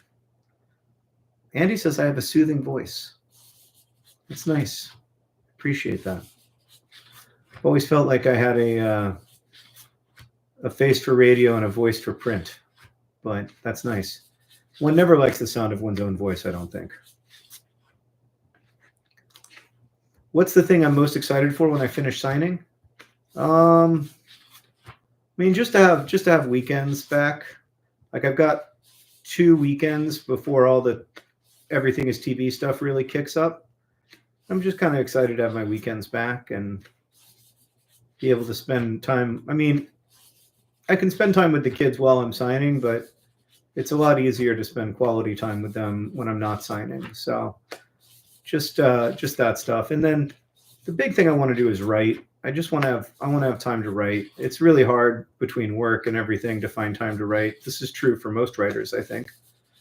You know, I have a day job, and my day job can be pretty consuming sometimes. So I'm hoping that I'll just have lots of time to write, or at least like a few hours a day to write. What happened to your foot? It's good to know people are still coming to the stream. I twisted my ankle. I sprained my ankle. I'm okay.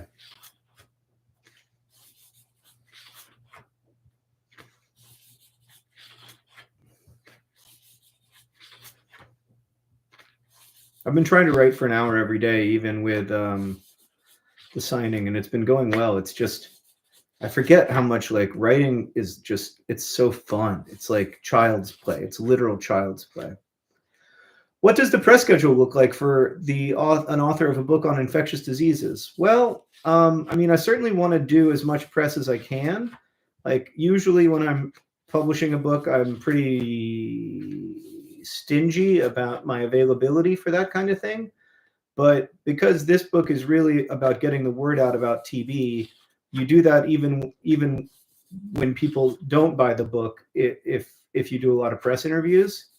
And so I'm going to be as open to it as I can be, while still needing to protect my own sense of sanity.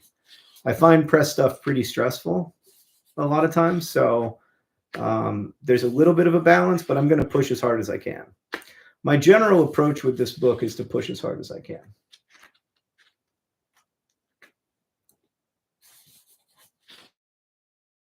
So hopefully I'll be on TV a little bit. Hopefully I'll be on a morning show. That would be great. That's the dream. That gets to a ton of people. And then I want to be on a lot of podcasts if I can.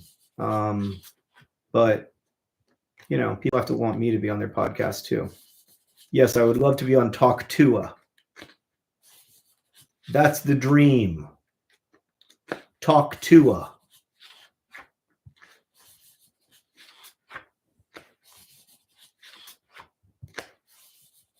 All right, time to lock in. This is my last lock-in. This is officially the last lock-in. After this, I'm going to be available and ready to go. This is the last lock-in of the 2024-2025 signing season. Oh. Let's get John on hot ones. I would like to do Power Wash Pals with Markiplier. I love Markiplier. Shake it out. I mean, this is like 300 sheets at the most. We're almost there.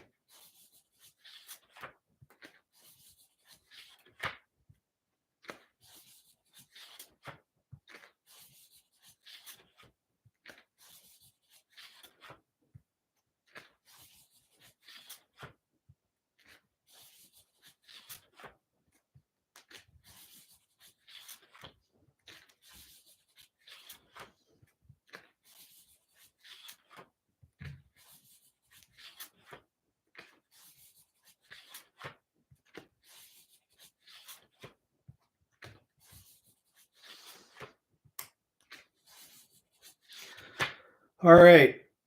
That pen is cooked. And it's time for a new pen. This is going to be the last pen of the signing. That's pretty exciting.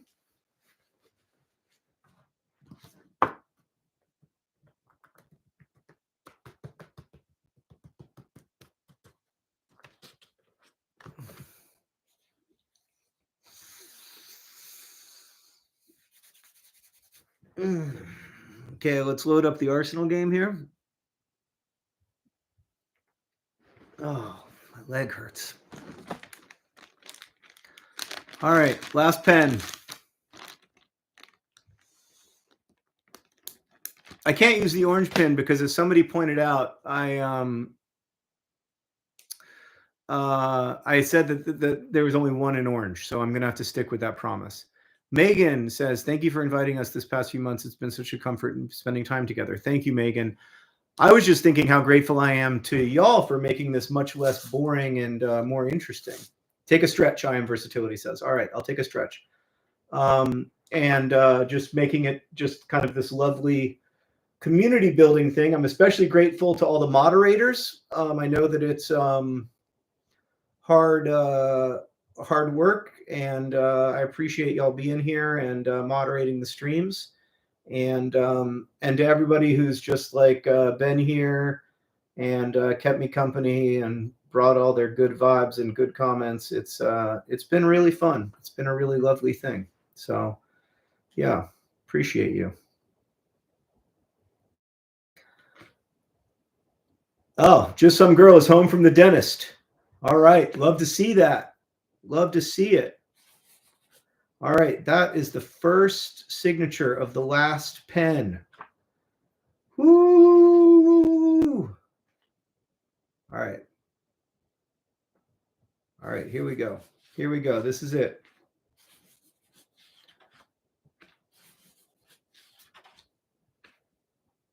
I could do a second fraudulent orange that says this is not orange. I could, but it still feels like, I don't know. Amy Jo made a really good point earlier. I'm glad you got some work done today. That's good to hear. I feel like I've gotten some work done too today, and I'll still have some time left in my day to do some writing and hang out with the kiddos and maybe help Henry with Henry's doing one of those like Legos where you make an actual engine with the Lego. Maybe I'll work on that for a little bit. Yeah, there's so much. There's a whole world out there to explore when you don't have to sign your name over and over again. Oh, I'm getting close now. This is no longer a huge stack. This is a significantly smaller stack that gets smaller all the time. Somebody asked earlier how many signatures I can do in a minute, and the answer is like 18, but that's a very focused minute, and then my arm will hurt afterwards. I think like realistically it's like 12 per minute is the actual number of like what I actually average. But then you got to count all the jogging time and all that jazz, and all the packing and unpacking and opening boxes and closing boxes. That stuff takes a surprisingly long amount of time.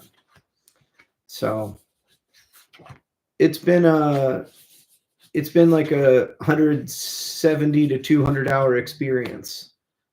Sarah just texted me. What did she say?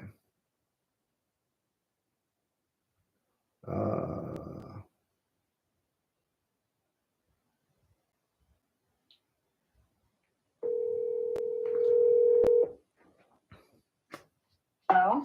Hello. I would love to do that in theory, except that I am almost done and I'm live streaming the final signings. Oh, okay. I have like 20 minutes left, so I think it's going to not line up perfectly. If he could get there a little late, I could. Well, he's already late. Oh, okay. No, Jeff is late. Oh, okay. Well, I've got to do monumental gesture Zoom call at 1:30, so I can either drop them off early or drop them off late. Or you can drop. Yeah, just let me drop them off late. I'll be done as soon as I'm done. Okay, great. All right, love you. Love you too. Bye. Again, I didn't want to say hi and bye because that's going to be a little bit of a stressful situation. So I apologize for not saying hi and bye. I'm sorry.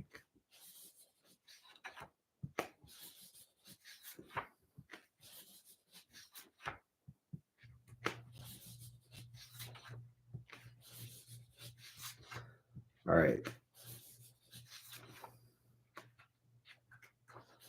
Well, now I'm feeling time pressure in addition to everything else because Sarah has a work meeting at 1:30 and I have to take Henry to a place with his buddies. You know who's almost 15 years old is my son. Isn't that crazy? Pretty crazy. Sarah is such a treasure and a hero of Vlogbrothers. I agree on both levels. An absolute hero of Vlogbrothers. I know. She's going to get her driver's license soon. It's crazy. He was just a baby. This is what happens.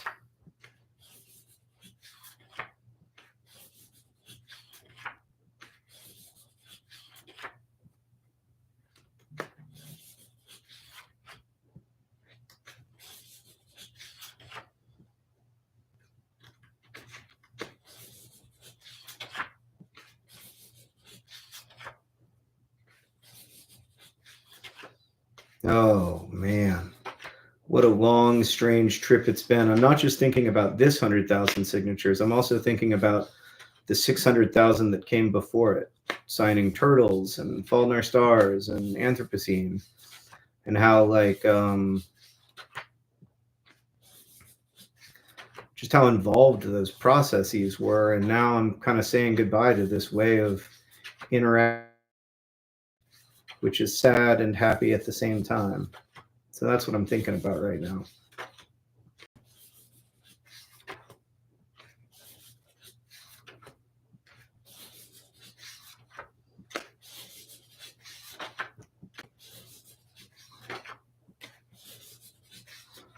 But almost finished here.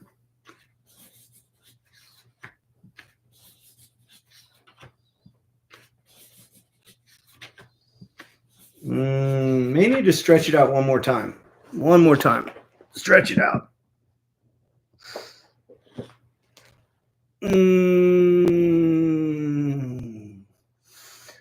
As the winter Izzy says, we're so close to the end, but also new beginnings. Very true. Very true. I have a job interview soon for my dream job as an epidemiologist. I know you'll do great. I haven't had a job interview in a long time, so I don't have any advice. I feel like I wouldn't be telling the truth. Ooh. Just saying hi for the last stretch. Just Loves Music says. Let's see here. Okay. Just saying hi for the last stretch. Thanks for being one of my literary, in many ways, spiritual mentors these last 12 years. Well, that's kind of you to say, Jay. Thank you. That's very nice. I appreciate the chance. All right. This is it. This is the final stretch, y'all. We're in it. Then we electro jog, then we celebrate.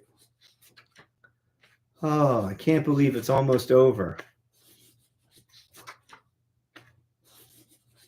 What was the last job before I became a full-time writer? I mean, I still have a day job working with Crash Course and DFTBA, but the last job I had before writing was a significant portion of my life was as a production editor at Booklist Magazine, part of the American Library Association. That was a great job. I treasure that time and learned so much there. But then I worked for Mental Floss magazine, but that was which is now which eventually became owned by a forest, interestingly. And I kind of wrote like trivia for them. I Am Versatility also has a job interview for their dream job. Pretty crazy. Good luck to both of you. Yeah, and then after that, I was mostly just writing, and then I had like 3 months where I was a full-time writer, and then I started Vlogbrothers in January 1st, 2007. So like from September to December of 2006, I was a full-time writer, living off nothing but my writing income, doing nothing but writing. And then I was so bored, I started Vlogbrothers. So I clearly don't want to just be a writer. I mean, maybe I do now that I'm older, but for a long time, I think I wanted a day job. I think I needed like a sense that I did something other than writing. Like writing didn't feel like enough. And there is an extent to which writing to me feels not like work. It feels like child's play. Like it's very playful and fun, but that can also be work. I think there's some like waspy thing where I only associate certain kinds of work with work. I need to expand my definition of my understanding of work and contributing to society and all that stuff.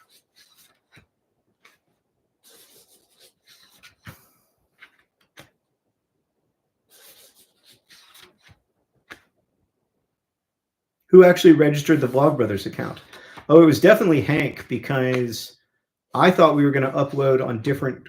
I had my own little YouTube channel, and I thought we were going to upload on different channels. I thought Hank's videos would be on one channel and my videos would be on another channel. In fact, the January 2nd, 2007 Vlogbrothers video, my first ever Vlogbrothers video, is not on the Vlogbrothers channel.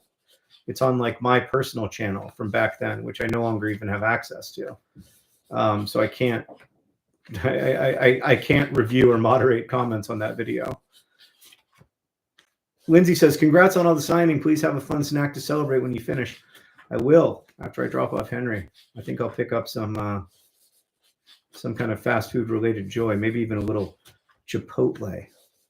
Okay, we're really close now, y'all. This is getting quite serious. Okay, this is the last time I'm going to stack before the last time I stack.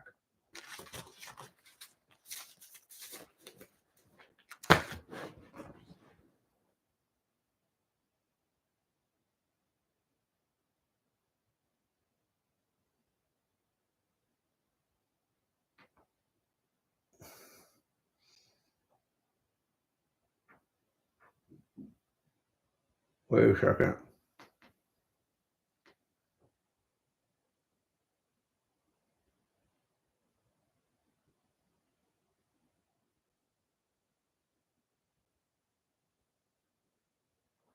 Wow. Apparently, Elon Musk is trying to buy Liverpool FC, my football club, since I was a child.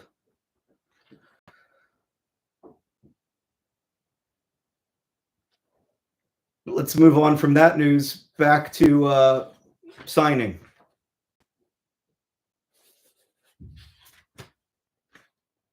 All right, last maybe 50 signatures right here.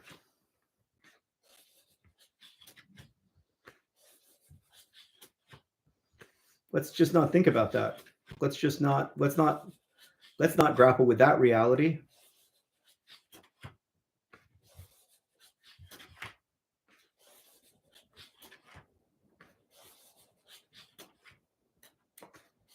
I don't even know what that would mean for me, but I'm not thinking about it. We're thinking about signing.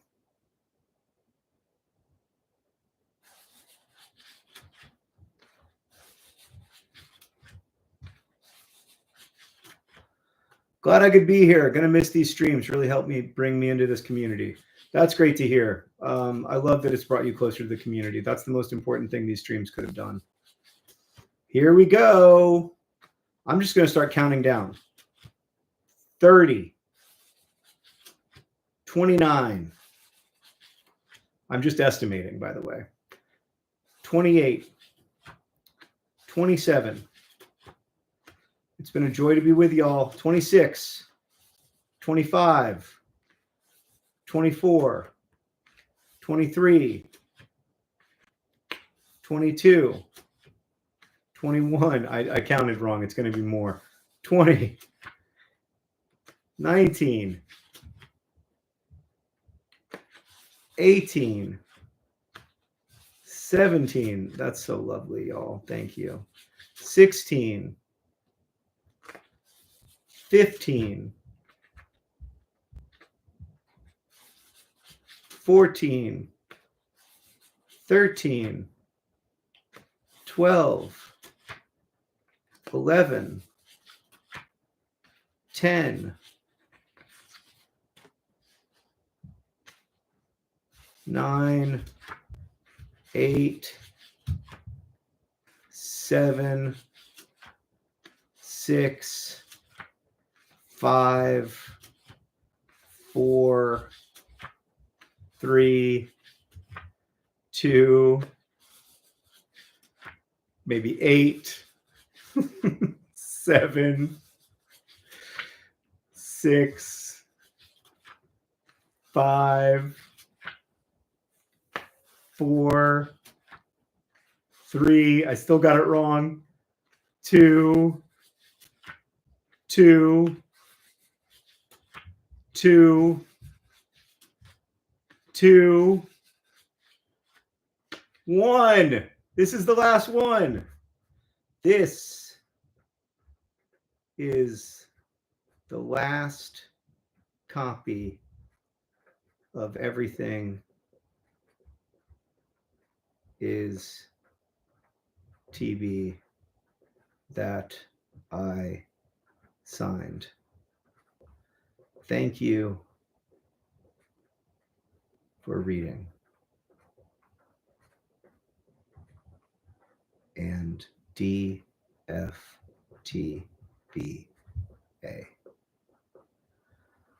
Yes, I'm going to put a spiral up there. Oh, it's over. Well, that was fun. And also other things. It was fun and others. Brian, thank you for saying we're here because thanks to everybody who said we're here because we're here because we're here because we're here. Made me so happy. It's happening. We're jogging.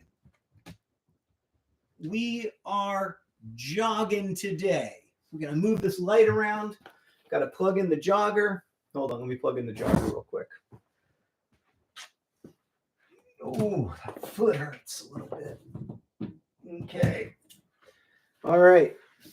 Let's make sure that we've got a good angle on the jogger. I think we can get a little closer. Okay. All right, let me get the pages. I'm going to try not to fall. Whoa, we got a lot of pages to jog. Got a lot of pages to jog. Okay, here we go. Whoa. Okay, we begin with the end. These are the last pages I signed. Joggity, joggity, joggity, joggity, joggity, joggity. Oh, it's just perfect. It's perfect, as it always is. It's always perfect. Put those up there. Then we'll do some more. Oh, this is a big one. Let's see if the jogger can handle it.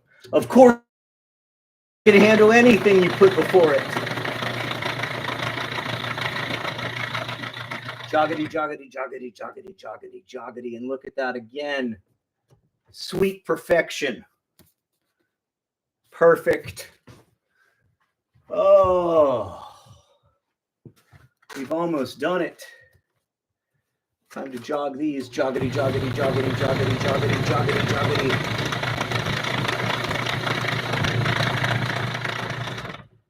And that just leaves one more to jog.